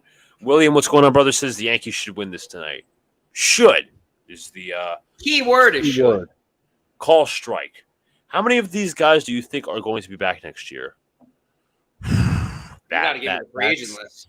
That's tough. I mean, it's a good question. Nonetheless, I'm going to answer it eventually. But give me the free agent list. And guys, if you are new here, just make sure to hit the like and subscribe button. And also, if you're a returning person, make sure to share us out on any platform that you can. Higgy grounds to the shortstop and one away. I have to take care of a feline. Just give me a second. The cat ref as 2 outs in the inning as the runner Volpe had to hold at second there since it was hit to the left side. Make sure we're also 2 likes from 20, as Alex says in the chat. So make sure to hit that like button up. We do appreciate all the support you guys get. And also members, just remember, there is going to be a video coming out for the next positional ranking. It's going to be first baseman that I will be doing. That should be a fun list. Get ready for that one. I think we already know who number 1 is. Freddie Freeman. Yeah, Matt Olson or Freddie Freeman. Freddie Freeman. Yeah. Jeez. I mean, overall, just like Freeman's the overall better player. As DJ LeMahieu was up at the plate with 2 outs. The 0-1 pitch. This one is outside. Count is 1-1. LeMahieu had a base hit in the first inning, and I think what did he do? Oh, my God. I just had a brain fart. Could you imagine Angel Hernandez as a referee? Jesus, good God. I mean, it's bad enough that the NFL refs are bad enough, but adding Hernandez would suck as LeMahieu grounds to short, Arcia Fields, and the Yankees spoil another runners in scoring position scenario. As that'll end the inning, Yankees have 3 hits. Even if you wanted to advance, even if you wanted to advance like the runner, why would you hit it to the left side? I mean, it was 2 outs, so right.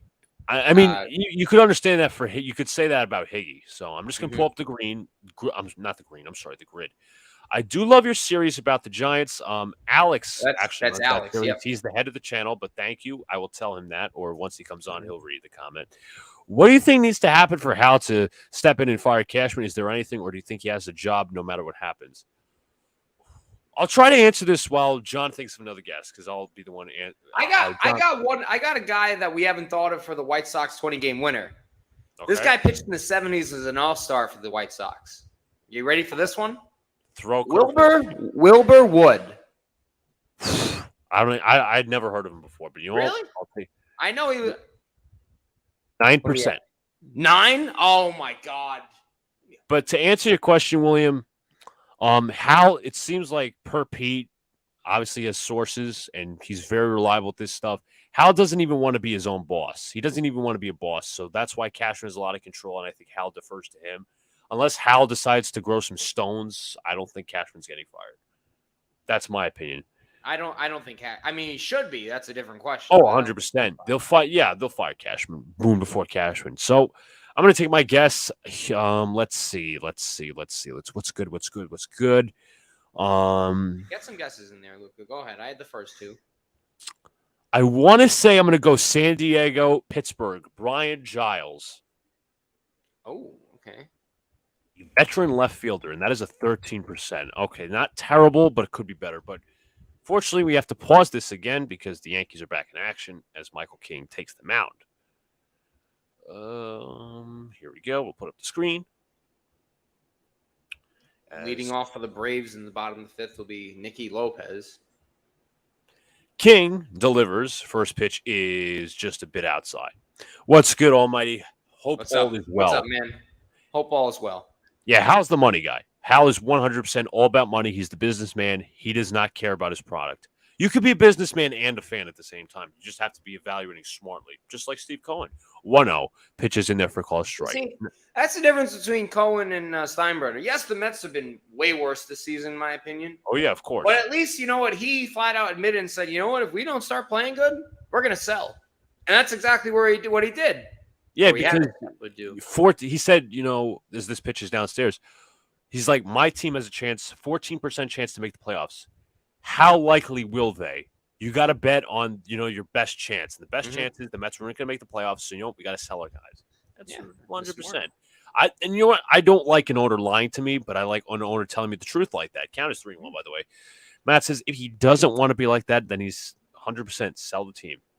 Sell to whoever wants to buy, I guess.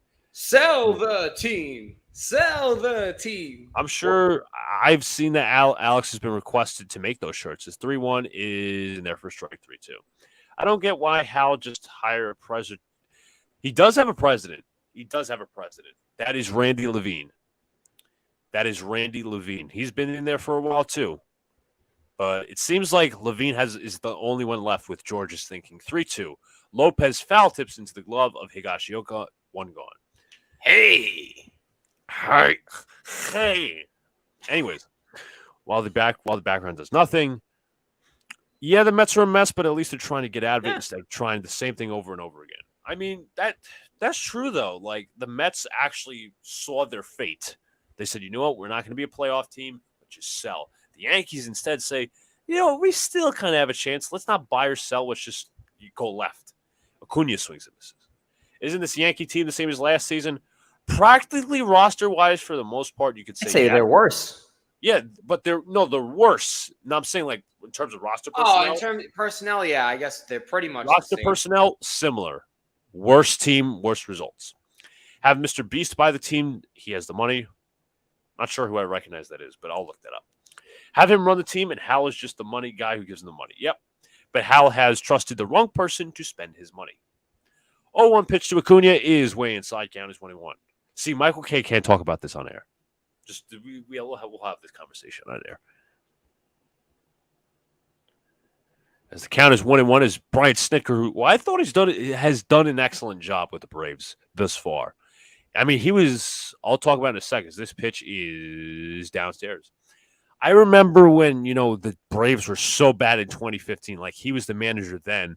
But, you know, he's been a part of the rebuild, and they've developed players so well, and he holds guys accountable. The players, I'm assuming, also like him. So that's kind of a manager I want.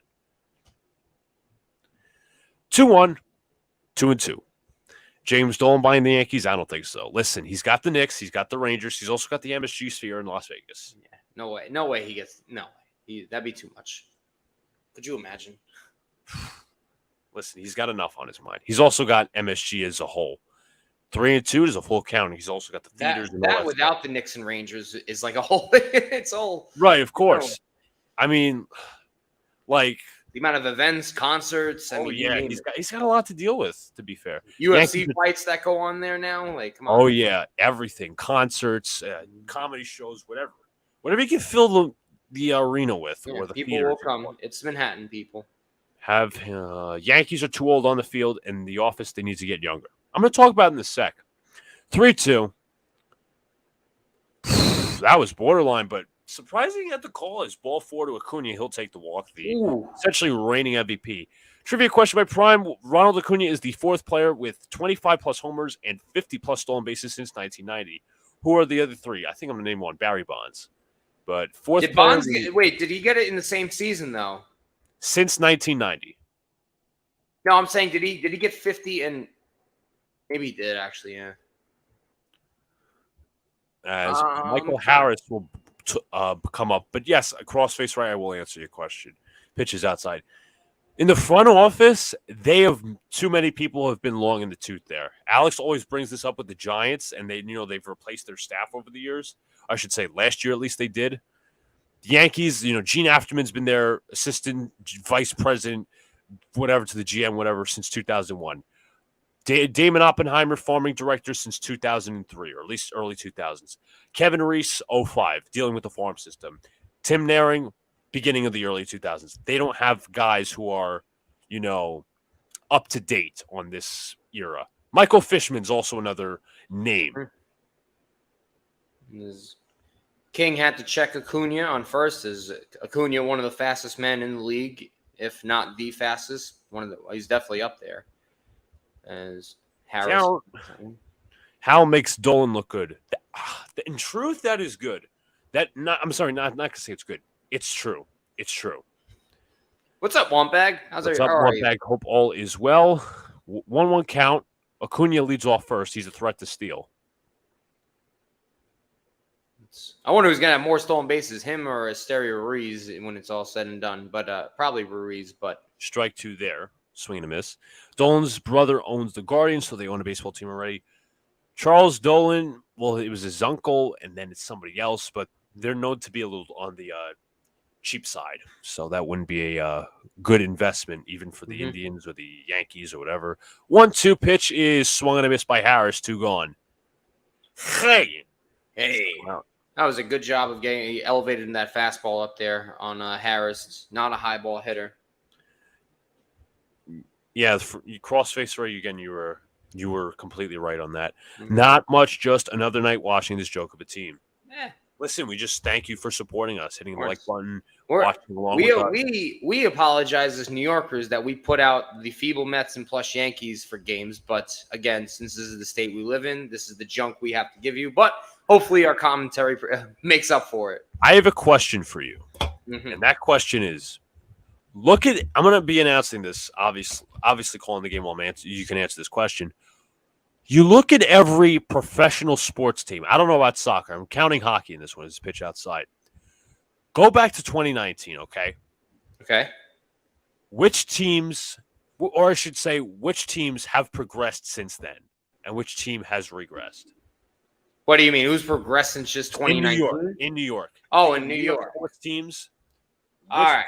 I'd say most, if not all, except the Yankees have progressed. Let's look at... And there's a pickoff, and Acuna is picked off in that one in the inning, so it's a perfect time to continue. He got caught napping there, and Acuna, you cannot, is a silly mistake, especially for a player of his talent. Jack, what's up, man? Haven't seen you. What's up, Jack? Hope all is well. Yep. Cashman's job being safe is embarrassing. You guys are great at what you do. Appreciate your streams. Thank you. Every game should be Yankee game should be broadcasting. To be honest, crossface, it's offensive to comedy. It's like a joke. Like it's not even a joke. It's just not a funny joke. Sad. Thank you, Alex. Puts the Fire Cashman Fire Boone t-shirts. But John, I'll have you ponder that question. But you know what? Let's continue with the immaculate grid. Got the Astros, Padres, Cards, and White Sox.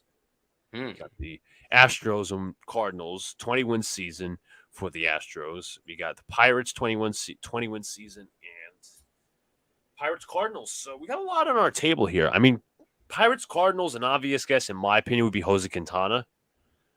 Yeah. Let's see. Cardinals, White Sox. I'm trying to think of their teams.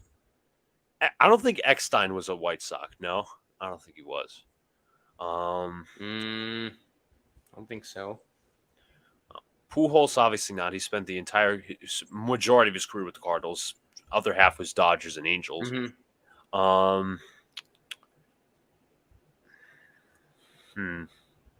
Guys, again, we'll take your suggestions as well.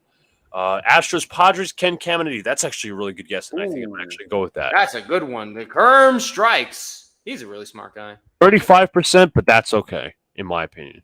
Yeah, that's fine. You could see the Giants have made progress. Yes, they have. Yankees was good and went far in the playoffs, but now they're but yep, 100% right. Everyone's more improving than your teams are just coming to reality. The Mets have been done and being sellers. Colby Rasmus, Cards, Astros. That's a very good guess as well. You could think of anybody else. Let me know, but I think I'm gonna roll with that. No, I don't think I don't know.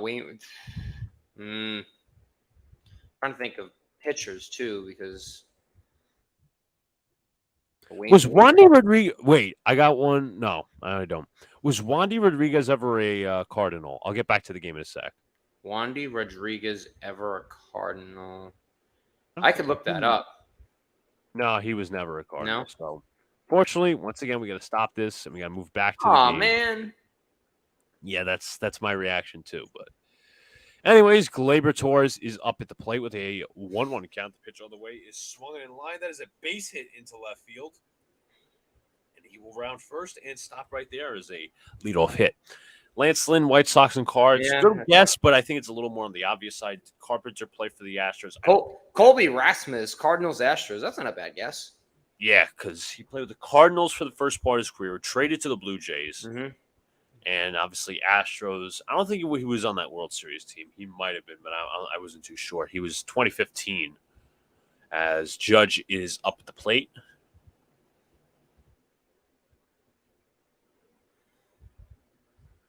Rasmus was not a part of that World Series team. Count is fresh. Morton from the belt delivers. Pitch is swung on him as Judge swings right out of his shoes. Count is 0-1. That was a big rip. I think he was expecting about swinging out of your shoes. That's exactly that.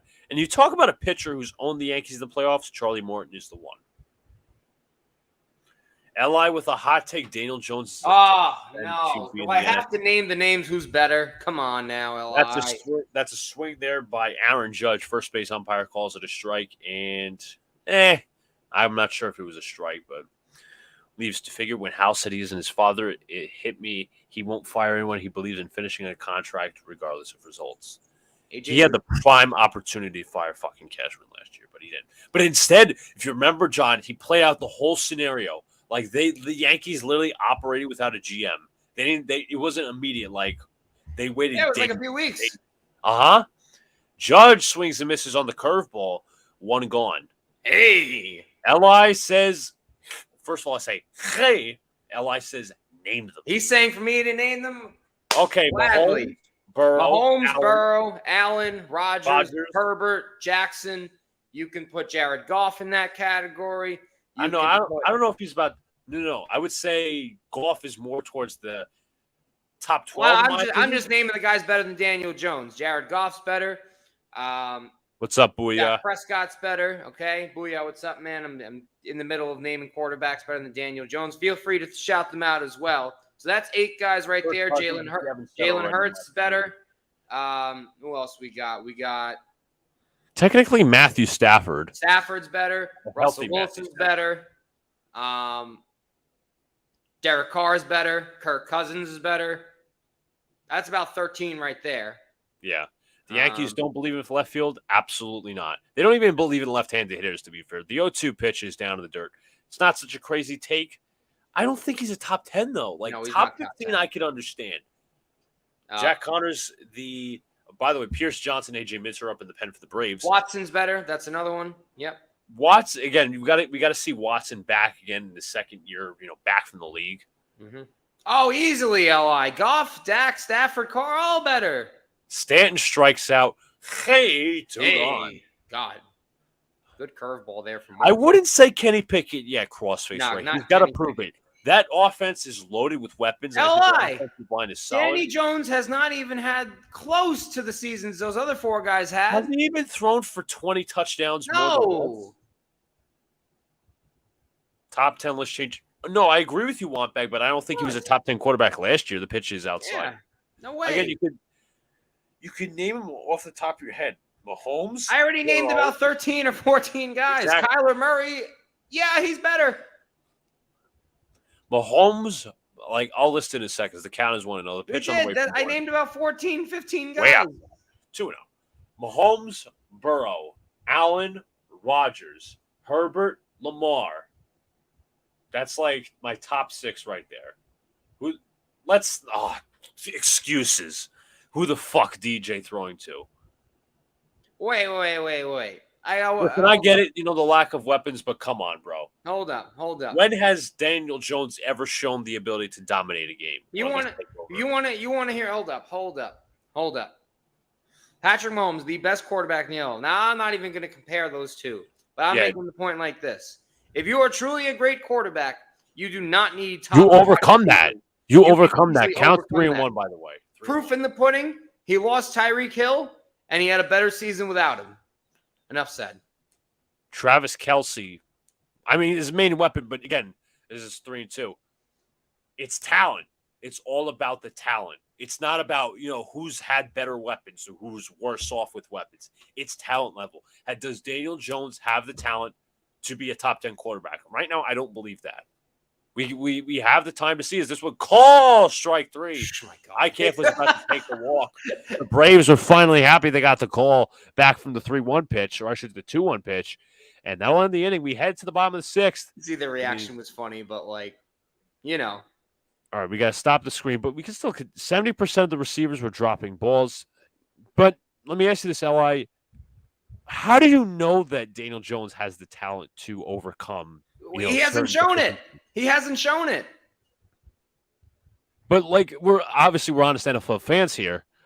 We still got the grid up, so we can debate about this too. But everybody brings up the Vikings game. You get a good playoff performance, sure. But there's also people who will not bring up the Eagles game. I'm even ground. I will bring up both. Good game against the Vikings, shitty game against the Eagles. Mm-hmm. Exactly. Let's see who we can continue with this immaculate grid. 20-win season for Houston. I mean, Nolan Ryan's an obvious. Yeah. Randy Johnson was not there for a full season, I believe. I don't know if Roger did a 20-win season. White's. You know what? I'm going to go with the Colby Rasmus guess. That's a good guess. The 4%, which is very good. We got the Pirates and the Cards. As I said, Quintana's the obvious. Sox and the Cardinals. So I'm trying to think of Sox Cardinals. Sox Cardinals. Was Scott Podsednik ever a Cardinal? I don't think so. What about Juan Uribe? No. Guys, I'm thinking. Was Zach Duke ever a Cardinal? Possibility. I mean, I remember him with the Pirates, I think.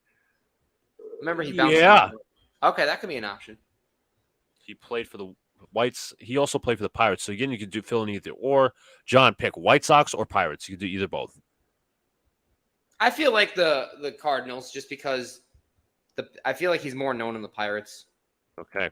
1%. Good job, John. Ooh, We got to shift back to the game, folks. All right, the Daniel Jones argument still coming in the chat. Hold up.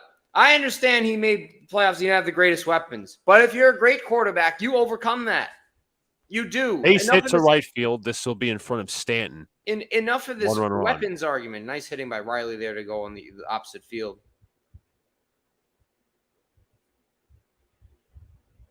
Just want to say, I just got a report from Bleacher Report that Lars Nootbaar fouled the ball into his groin.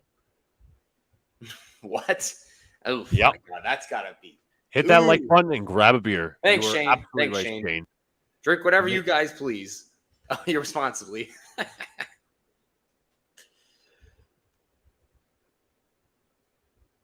Here is Olsen, pitches outside. All right, thank you, Aiden, for coming back. Matt says he has the best tight end ever as his number one target, John, meaning Mahomes. I didn't say Mahomes had nothing. I'm saying he literally lost a top 3 receiver. We're talking about talent. Talent. And he had a better season without Tyreek Hill statistically. Like I still view this, in my opinion, like he obviously balled out against the Vikings, and what's going to happen this year when the opponents load the box? That's my question. I'll leave it off at that. If anybody wants to respond, please do. What should we do in the offseason? Start firing Boone Cashman Cleanhouse. Pitches outside. Did he go? No, he did not, says the third base umpire, CB Bucknor. No. That was close. 28 pitches this far from Michael King. 1 runner on with nobody out. Just for an answer, I'm just going to say this afterwards. The pitch is popped up in the air, left side. Volpe makes the catch, 1 gone. What's the player I was thinking of? I think Podsednik was a Pirate once, right? Scott Podsednik? I know for a fact he was on the White Sox. Right, of course. He was not a Pirate. Shit. Anyways, that was just a future guess. But anyways, what's up to Giant Goofballs? Hope all is well. Here is Marcell Ozuna. They won't do anything in the offseason. 100%. I want Bellinger or Jung Ho Lee. Okay, I'll take your suggestion on that. Here's Marcell Ozuna. First pitch on the way is downstairs. Now, Alex did have a point with Bellinger, is saying this was essentially a one-year contract. He's playing for one. But also, I think he's fully recovered from the shoulder problems. Yeah, he looks pretty good. Jose Quintana, a little bit more an obvious guess, but it was a good guess. Still good guess. 2 Giant, what's up, man? Thank you for joining us tonight. Canada's 1-0 from King. The pitch. Swung and a miss. Strike one. Changeup hitting 88. Ozuna had a long double before that Rosario homer. Then he scored a run also. Crossface Ray has essentially, grouped us with his opinion. That's being Daniel Jones being middle of the pack. Yeah, he's middle of the pack. Not saying he's bad, but he's not top 10. I just named about 14, 15 guys that are better. Here's an interesting one. Daniel Jones is a mystery wrapped up in an enigma.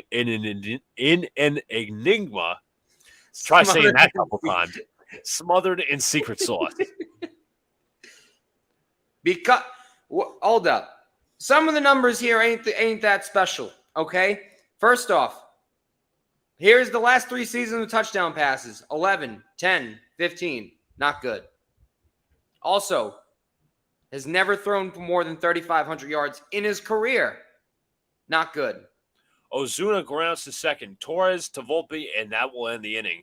And to LeMahieu to end the inning, as this was a double play. Even 2 Giant is saying not top 10. Listen, if you argue he's top 15, I'm going to agree with you, but I don't think he's top 10. But let's get back to the grid. You got about 3 more answers. Mm-hmm. So, Pirates cards and 20-win seasons for the Pirates and the. Do you know of any famous Pirate pitchers that could have hit the 20-season mark? Because I don't know anybody that could have won at the 1960 or 1979 World Series. I mean, all you think of when talk about those classic Pirate teams, you're not talking about 2013. Yeah, I'm trying. You're talking about the guys like Clemente and Stargell and those guys. I don't know too many pitchers from that era. I try to think of the classics teams. Bag, 100%. Okay. And again, Jones could be a top 10 after this year. I want to see. I hope he does very well, but he's not now. Thank you for coming back, Barbara. Most of his receivers are dropping balls. I just want to get to a comment. It's official. Daniel Jones is the most underrated quarterback in the NFL. Is he? Right. By the way, he paid top 15, not top 10 now, just saying. In terms of salary, yes, because Dak, has a big contract. Derek Carr has a big contract. I'm really trying to think of a Pirates 20-game winner. I think Barbara said Doc Ellis. All right, we'll go with Barbara's. Doc Ellis. We'll go with her guess. I will take it up on. Oh, struck out. No worries, Barbara. Still a good guess in my opinion. Okay. I just couldn't think of it. Don't worry. No worries. Cards, Pirates. Let me. Did Tom Gorgelani ever play for the Cardinals? I believe he did. And the Pirates? He did not play for the Cardinals. Fuck. No. What about Paul Mahomes? Did he ever play for the Cardinals? Paul Mahomes. No, he did not. Shit. Damn. So, unfortunately, John, we have to. John, yeah, we're still getting some football talk. I'll take Sunil's suggestion. John Smiley. 9% good job, Sunil. Not bad. Fortunately, got to switch back to the game. Pierce Johnson checks in for the Braves. All right. Pierce Johnson up for the Braves. Against Billy McKinney here with a 2-run lead. The first pitch on the way is in there for a call strike. Again, the Yankees have the opportunity to tie the game. Just they're not doing it.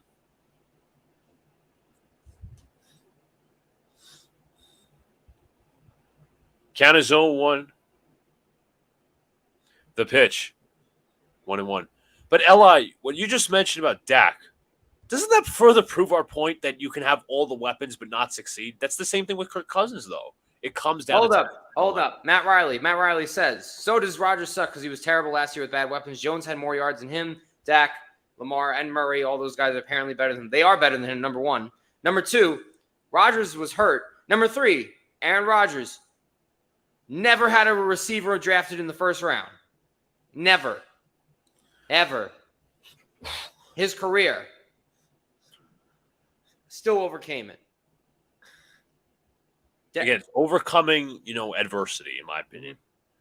Count is 1-2 to Billy McKinney. The pitch. Ball 1. Yankees couldn't score with a hooker. They would actually strike out with a hooker. I got to give it to Brad. He's pretty funny.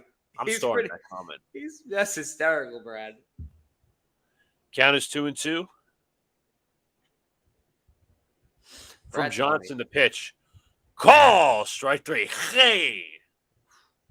Hey. That was a beautiful curveball. You have to think fast. Well, you could. The thing is, we're trying to think fast because obviously we have the game, but it's well, it's not. It's just hard to think of the rare names. That's the more harder part. It's not about time. Josh Allen, MVP.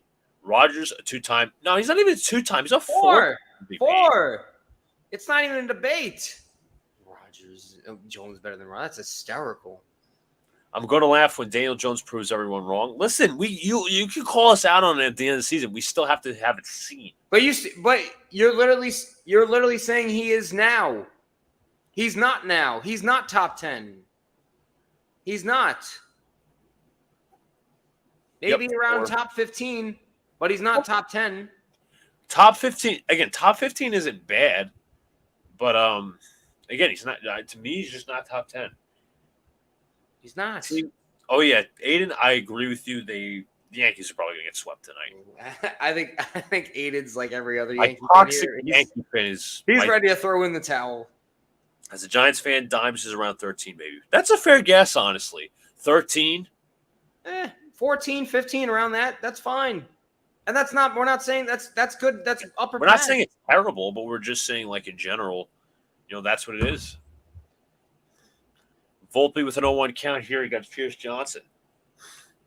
Yankees could strike out with Playboy models and pimps equally like with hookers. Sunil adding in his share. Volpe hits a ground ball to third. This is fielded by Riley nicely. Fields fires, and they will get the out. Nice little stretch there by Olsen. As the Yankees through 7 have not scored a run. We go to the bottom of 7th. It is 2-0. Jones is the second best quarter. He's not even. Oh my God! If you think he's better than Jared Goff, that's laughable. Okay, laughable. It's not better than Kirk Cousins. It's not better than Kyler Murray. Not. Better I think around Kirk. To me, like. Cousins has more of the stats, but I think he's close to Kirk Cousins' level. He's not quite there, but he still got the grit up. Right. Let's see. I was thinking of Gorzolani. I was thinking of Paul Mahomes. I'm gonna look again. Mahomes not a bad guess. He never played with the Cardinals though. No. I'm trying to think of Pirates and Cardinals. I'm gonna go with I'm gonna look up the roster of the 2013. You know what? Hold on. Somebody who's also played with a lot of teams, Octavio Dotel. That's not a bad guess. Yeah, I'm going to guess him. All right. Octavio Dotel. This is our final guess, by the way. All right. We've scored a 178. That guess was a 5% alone. Not bad. Again, we just missed one. But John, I'm going to prepare to because I know I previewed this earlier. I'm just going to pull up the game day cast. I was going to read you Team A and Team B. I thought I would break it down individually and you could tell me who was better, in your opinion. So, who wins a 7-game series? We'll start off with catcher. Team A has Salvador Perez. Team B has Buster Posey. Is this career or right? Like career-wise? Yeah. Who would you take?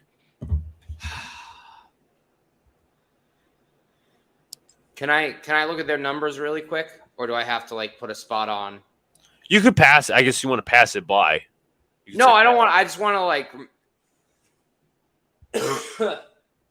Jesus. I'm leaning Posey. Okay. On that one. He won an MVP, so he did. That's what I'm leaning toward. All right. Perez is very good though. He's had a very good career, but I'm taking Posey. First baseman, Freddie Freeman or Albert Pujols? Oh, Pujols. Okay, so right now you're on Team B. Second base, Dustin Pedroia or your favorite, Chase Utley. Pedroia won an MVP, I think. No, wait, did he? No. For some reason I thought he did. He didn't win MVP. He didn't win MVP. Wait, no. Pedroia, yeah, he won MVP in 2008. Wait. Four-time All-Star, two-time World Champion, pitches in there for a strike to Rosario. Would you say Utley's better? I would say I think Utley had a longer prime. Yeah, balanced. So I'd say Utley. Again, you're so far with Team B, as is a 1-1 count here from Michael King to Eddie Rosario. The pitch, ball. Barbara is with you. She does not like Chase Utley. Okay. So what's the other guys? Third base. This is a tough one, and I couldn't even figure it out. Keon Middleton warming up in the Yankees pen, by the way. Manny Machado, Nolan Arenado. I'll take Nolan Arenado. Okay, count is 2-2 as Rosario swinging through a fastball. Kirby Yates, the former Yankee, is up in the bullpen. Shortstop. I know you're going to take here, and I would take this too. Derek Jeter or Cal Ripken Jr. I think I take Jeter. I thought you would take Cal, but maybe okay. No, Cal. Yeah, Cal. That's what I thought. Overthinking. Cal. All right, outfielder A. Barry Bonds. This is for team. Oh, I'm sorry. Outfielder Hank Aaron or Barry Bonds. Barry Bonds. Fair enough. I mean, they're two. At times close, very close, but very close. LeMahieu gets the ground out. This is one gone. Outfielder 2, Mookie Betts or Ronald Acuna Jr.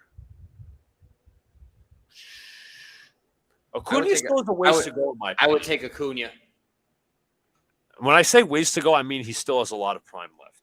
Yeah, I would take Acuna. Okay.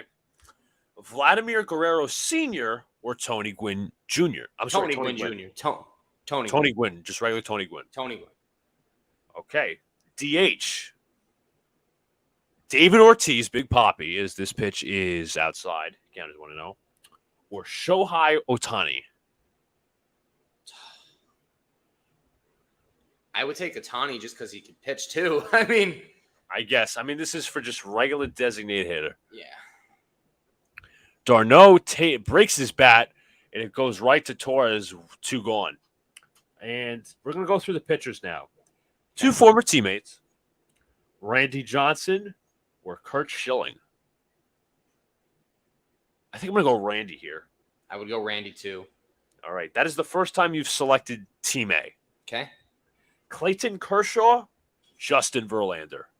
I think Verlander would inch it out for me. I know. Kershaw. I'd go with Kershaw.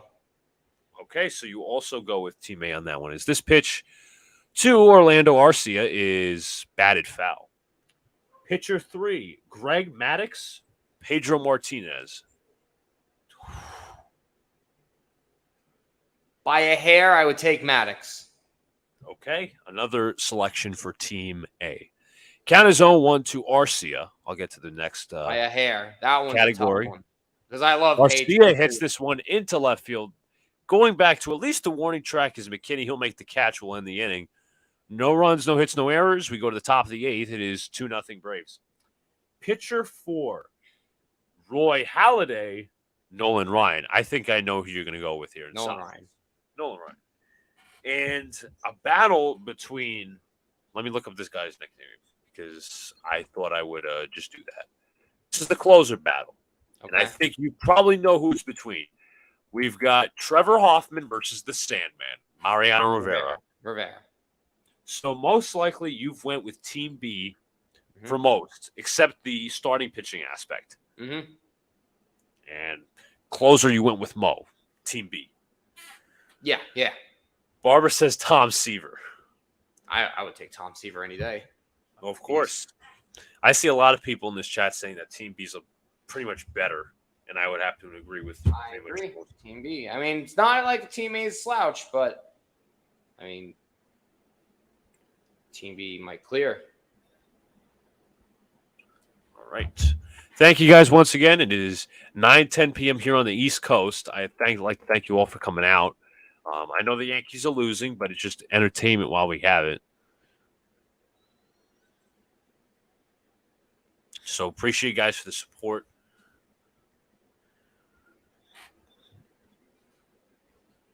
As I said, Team B right after you said Posey. Yeah, Posey was an awesome catcher to watch. Roger Maris bobblehead day. First 18,000 guests.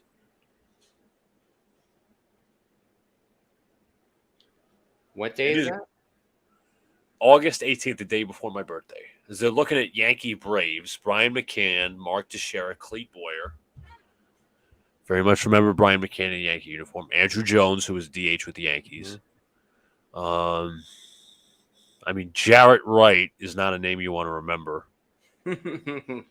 Fucking stunk. Kyle Farnsworth. You could go on. These two teams have Rafael Soriano, who I actually liked. David Justice, that's also a former Yankee, Brave. Watching the Yankees lose is always entertaining. Well, you're in second place, so I guess you could just laugh on down. And you have the right to. You have absolutely the right to, as Michael King is chatting with Kyle Higashioka. 2 likes to 25, folks. Let's get there. Kirby Yates, the former Yankee, another former Yankee Brave, 6-0 with a 2.93 ERA. He used to be so bad. Now he's good now. He's now God now. As here is Jake Bowers, the number 9 hitter, who's actually pinch hitting for Higgy. That means Rover Vet's coming in. His pitch is fouled off to the right side. Hayward did not play for the Yankees. Hayward did not. I'm trying to think of more on the spot. I said Farnsworth was one of them. Count is 0-1, by the way, to Jake Bowers. The pitch is high. Count is 1-1. Tex, obviously, we already went over that. Eric Hinsky also played for the Yankees. That is, he was the left-handed pinch hitter. Utility role. Well, not really utility role, but left-handed pinch hitter. This one swung and a missed. I'll throw out 2 more names. Ramiro Pena. Okay. I think Brandon Laird also played for the Braves. He did. Yep. Those 2 guys. Clete Boyer was already mentioned in the broadcast. Count is 2-2.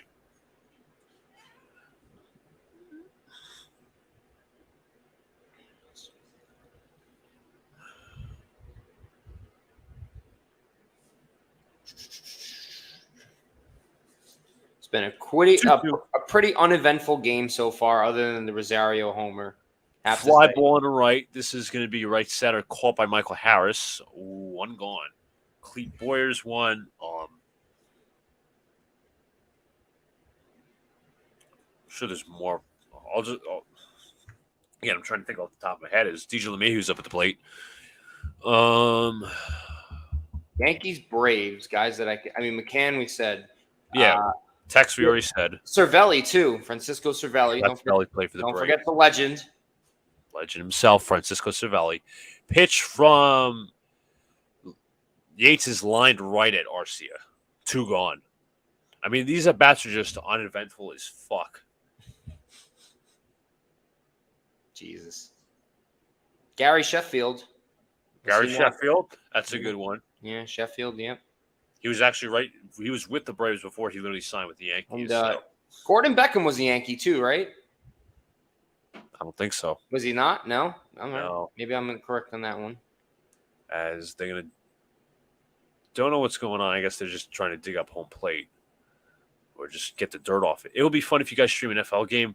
Listen, we've been getting Alex, or at least trying to have Alex, stream Week 1 Giants-Cowboys. But again, he says the luck is not on his side when it comes to just streaming Giants games. And I'm like, you know what, bro? Just stream it. Just stream it. Don't worry. We'll be streaming football games. All right. Yeah, don't you worry. We'll be streaming plenty more. There will be plenty of football games to be streamed this season. Oh, what happened was Gleyber Torres was ready to put up his bat, and he hit Darno in the wrist. Jesus. I didn't even see that. Yep.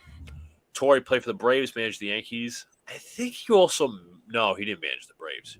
Yes, he did. Yes, he did manage the Braves. Oh, you're right.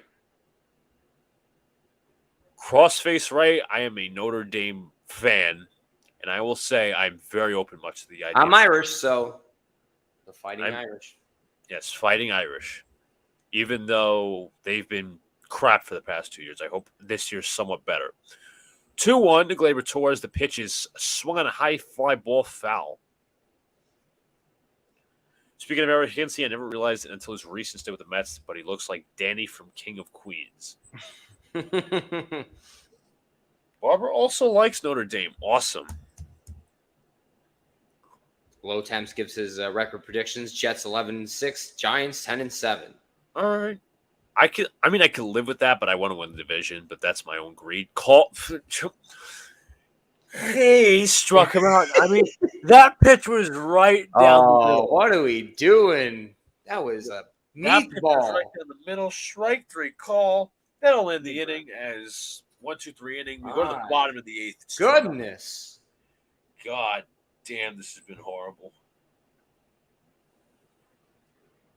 My goodness, what are we doing there? I mean, just uncompetitive at bats with some of these guys. Yeah, we're gonna hear it after the game. You know, we saw some good at bats. No, they were actually pretty uncompetitive. So now, I'm looking at something on my phone. Ohtani to Texas, like fans actually putting signs. I don't know if he'll go to Texas. I don't know, but I mean, it would be interesting. Texas rising team, a big market. Could be a possibility. Matt says, I'm Irish, but go LSU Tigers. Barbara says, Joe Burrow was good. Yes, he won the college championship, final year of college. Mm-hmm. Very much remember that one. Jamar Chase, Justin Jefferson. Yeah, that was a loaded team. Fucking Thaddeus Moss. Not just to throw a random one out. I think the Jets go 13-4 as long as Rodgers plays good. Yeah. Again, I'm not even concerned about Rodgers because I think he still has it. It's the offensive line. That's what you heard. Salah again. He's you never really see him rip the players, and that's the side I want to see more of him on. But you know what? He's right.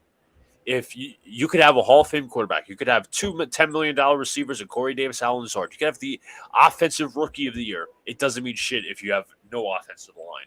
Mm-hmm. Are we speaking about the best quarterback in the NFL? I see. Oh my God, Mahomes is better. Enough. I've had this debate with him. Ronald Acuna is the fourth player with 25 plus homers and 50 plus stolen bases since 1990. Bonds was one. I don't know who the other two would be. That's a good. Is A-Rod one? I don't think he would go 50 stolen bases, but he didn't have 50. Hanley Ramirez, Barry Bonds, Ricky Henderson. Wow, I would never guessed Hanley Ramirez. 2007. That's right. Why? I would have never guessed Hanley Ramirez. Yeah, he was a stud back then. And not much was made of him because the Marlins were so trash. Mm-hmm. Kenon Milton checks in. This one is a ball. Catching now behind the plate for the New York Yankees is Ben Norvet. Count is 1-0. The pitch in there for a called strike. He stole 51 bases in back-to-back seasons, 2006 and 2007. That was ridiculous. You know what, Matt? When Burrow gets the Super Bowl ring, then we could talk about him being better than Mahomes. But right now, I think Mahomes is in the class by himself. Fouled off that time. Some Giant fans root against the Jets, but I dislike the Eagles very much. There's never really Rizal Iglesias. I know. I'd say the Giants' biggest rivals are the Eagles. Oh, of course, definitely. And obviously the Cowboys. You think of the well, yeah. Two. I think the Eagles and Giants have a bigger rivalry, in my opinion. 1-2 pitches swung on a miss by Lopez. No idea what he's swinging that one gone. What was I going to say? Oh, blew him by with the heater. I always said this. I don't have a hatred for the Giants. I really don't. I will root against them when we play them, but that's it. Well, yeah, of course. It's our damn team. Of course, duh. Aaron Bunocchio is watching. Let's all try and communicate with it. Duh. Ronald Acuna fouls it off. A's rookie Tyler Soderstrom launches a 454-foot bomb. Jets are New York just like us. Listen, at least I think we played in New York longer than the Giants did, in my opinion. Well, as if history tells me right, they played in New York longer because obviously they had Shea, but they were also founded in '62. So, Booyah says, I think the Yankees need to bring the kids up and let them play the rest of the season. Yeah, no, I couldn't agree more for your team. I think you guys are in shambles right now. No, I actually think the Giants played in New York longer, but I think the Jets have more of the fan base in like the Long Island, Queens part because that's obviously where they used to play. Giants fans don't want to leave Jersey. Jets fans do. Pitches downstairs, count as 3-1. Because the Giants used to play from 25 to 55 as Polo Grounds in New York. Yankee Stadium from 56 to 73. The Yale Bowl, then Shea Stadium for a year, then Giant Stadium from 76 to 09.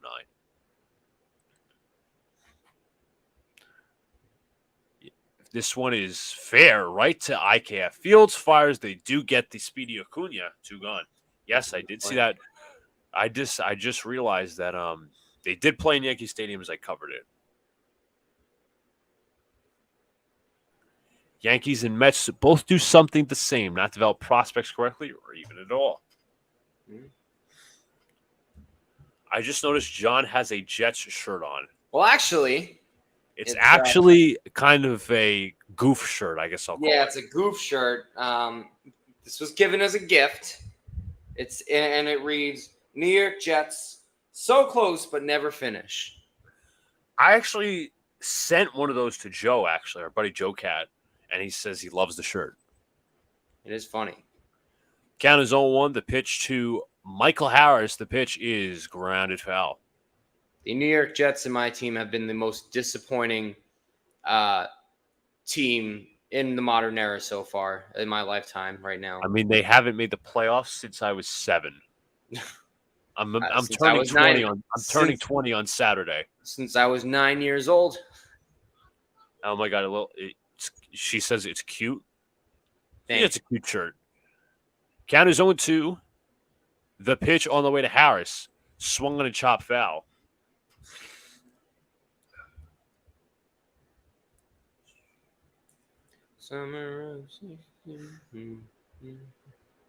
Joe loves the shirt because he never finishes, like the Jets.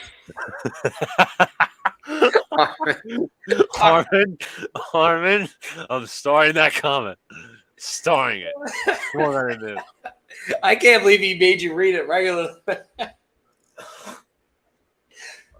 As Harris goes down on strikes, the Yankees have the heart of the order with Judge, Stanton, and IK Bonds coming up.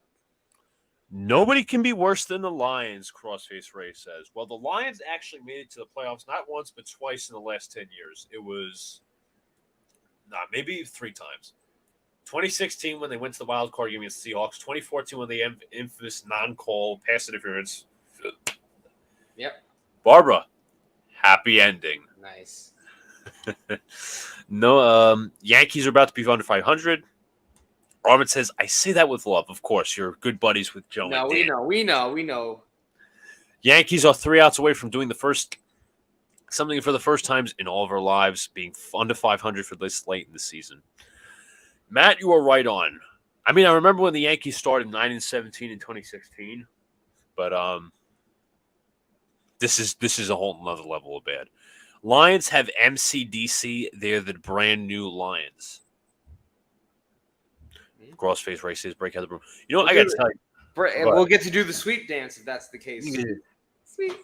That's right.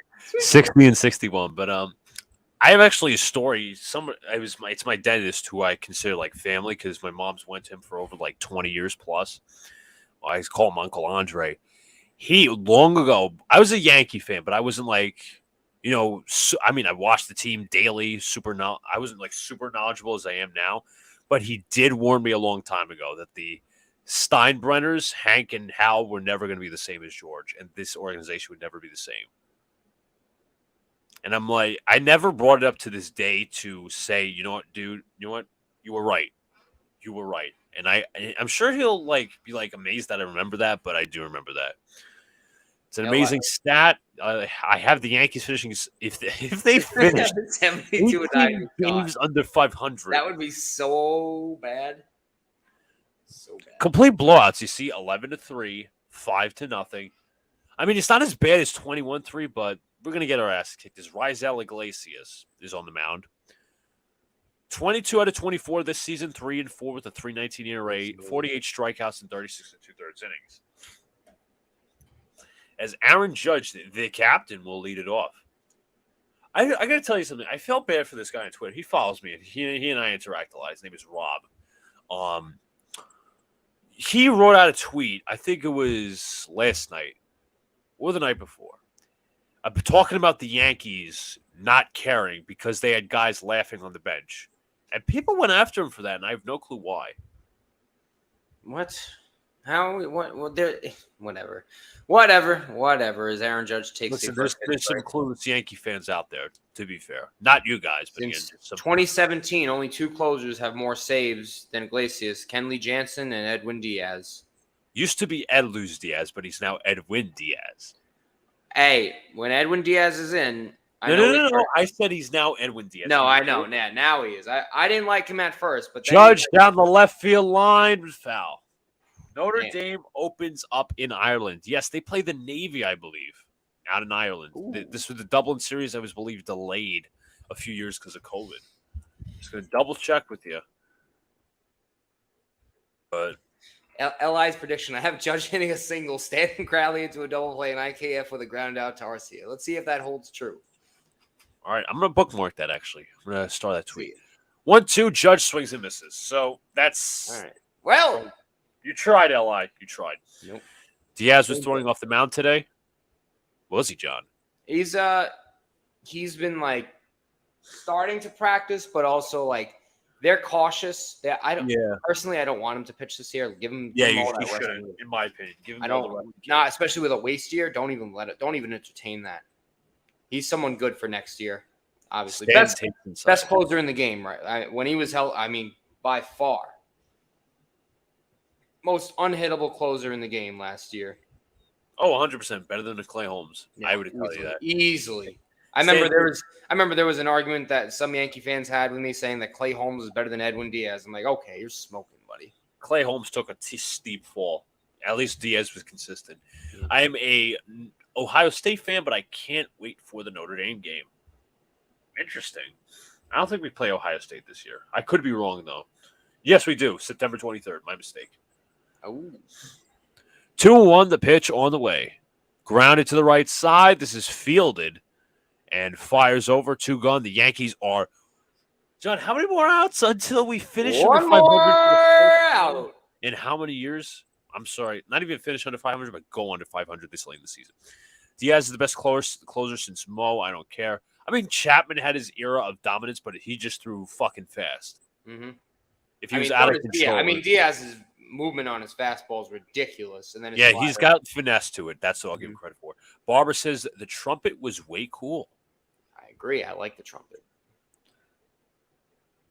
IKF. Isaiah Tanner Bonds. Count is 1-0. The pitch on the way. Swung on and grounded to third. Fields fires, and that is it.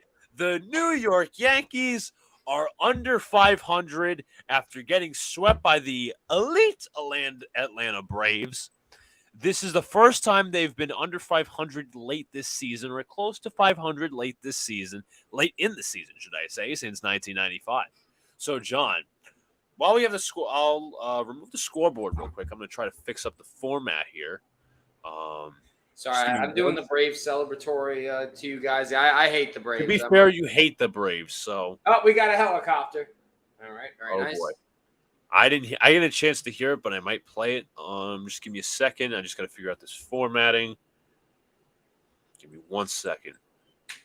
All right, we'll move ourselves in the middle. Should I say right here? All right. So you know what, John? Even though I'm a Yankee fan, we need to do the sweep. All right, ready? 1, 2, 3. sweet, sweet, sweet, sweet, sweet, sweet, sweet, sweet, sweet, sweet, sweet, sweet, sweet, sweet, sweet. But John, you also have another thing to say since the Oh. Yankees lost. Get ready. This has got to be really good because the Yankees are under 500. The Yankees lose. We're gonna listen. We're gonna have that added to our soundboard. But I just want to Go ahead. We're gonna get to a couple of comments before we finish out here. His last season was historic. His last year. I'm predicting a 3-pitch strikeout. Well, it ended up being grounded out. What a joke. Completely agree. Under 500. Yes, we are. Everyone's going nuts now. We witnessed it together. That's right. The chop. Yankees got shut out 2 games in a row. That is absolutely correct, Crossface Ray. They lost last night 5-0. Barbara says, lol. Booyah says, lol. So, I'm just going to do, before you have your final thoughts, John, we got to do the sweep, okay? Sweet. And Crackleness shows. Oh, he's joining for the sweet dance. Sweet. All right, we're gonna do, guys. If you want to join in at home, we're gonna do the sweep. Sweet. You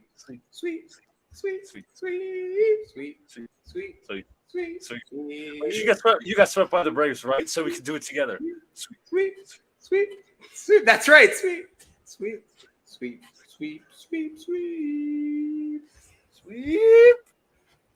Yeah, folks.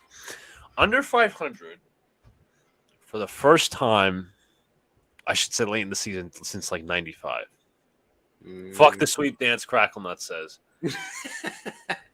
Jonathan, what's going on, brother? Says the Yankees are under 500. We should throw a party.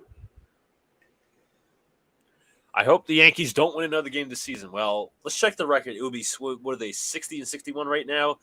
They would be, let's do quick math here. 60 and 102. 60 and 102 they would be if this was to come true. I'm doing the sweep. I have a broom too. Awesome. That's great. We're glad. Join at home. We have the fake Barbara. We have the fake broom. We have the fake broom, but you got the real broom. I'm much more proud of you, Barbara. John, I know you're not a Yankee fan. Final thoughts. We also got your Mets game tomorrow. Oh boy, that's going to be a stinker tomorrow.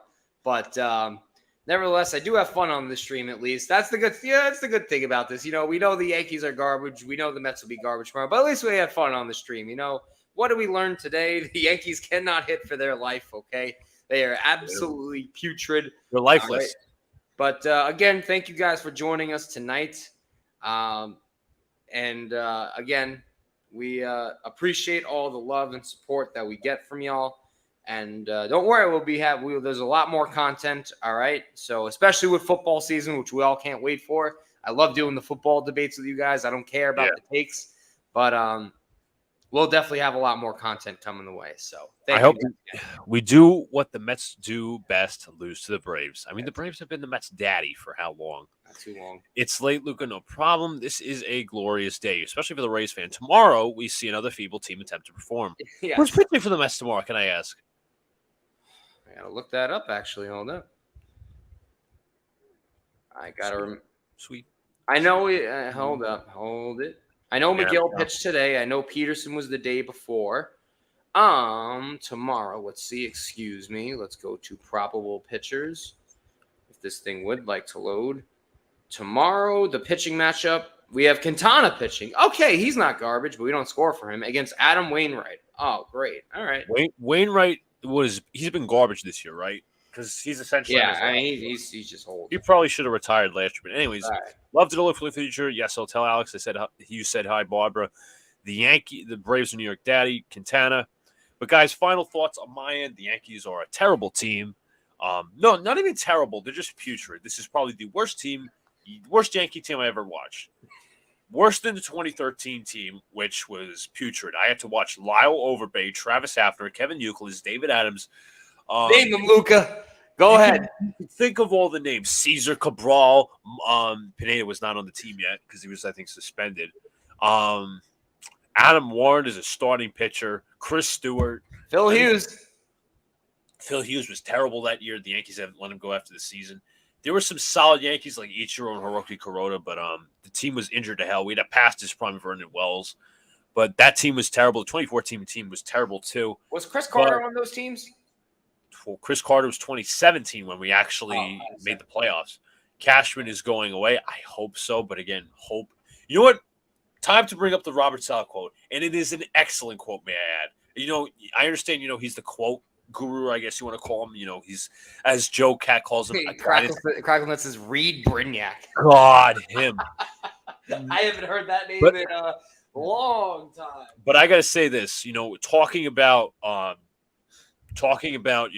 Joe Cat actually called Robert Saleh a guidance counselor. And, he's known for his quotes and all that. But you know what? This is a really good quote, to be fair. You live in hope, you die in shit. That's what I could say about this Yankee team right now. That is a great Robert Saleh quote, and I'm remembering it with this team. I'm tying it to this team. Braves teabagged the Yankees. You're absolutely right. 2013 looks like roses compared to this year. Completely agree. Tomorrow, I think Alex is starting to wrap up his roster bubble series. Obviously, he'll keep you updated with that. Tomorrow, we are streaming Feeble John's Mets against the Cardinals. At Citi Field, right? At Citi Field. Doesn't matter. It doesn't matter. Road, home. They're gonna lose anyway. You act like that matters. You act like that is the over. The better quote for the Yankees and Mets is "There's no hope with dope." And no, they're in St. Louis anyway because they played the last 2 series at home. But regardless, they're still losers. So we're gonna watch the Feeble Mets tomorrow. Roster bubble series, obviously. Then we'll have some more content out for you guys. Whether it's gonna be again, guys. You guys can become members, become in the Discord chat. We'll try to do some fun things for you as football season hopefully gets upon us sooner, and baseball season hopefully ends sooner. But yes, the Braves teabag the Yankees. Armin, I'm starting your comment. Good night, Barbara. Really appreciate you being here. But yeah. This is one terrible team. I have nothing left to say. I'm not going to rant because it's a complete waste of time. Go ahead, rant, Luca. No. Rant. No. Let it out. I am not going to let it out. What have I not said? Let the dark side take over. What have I not said about this ball club being feeble, terrible, plush? Go ahead, let it out. I don't have to. Say what you feel, Luca. Say what you feel. Go ahead. My motivation guy? Yes. Go ahead. Let Robert Saleh. The rant is incoming. Come on, John, guys. Chant for the Luca rant. But, John, in all honest opinion, I just don't have it in me. I don't.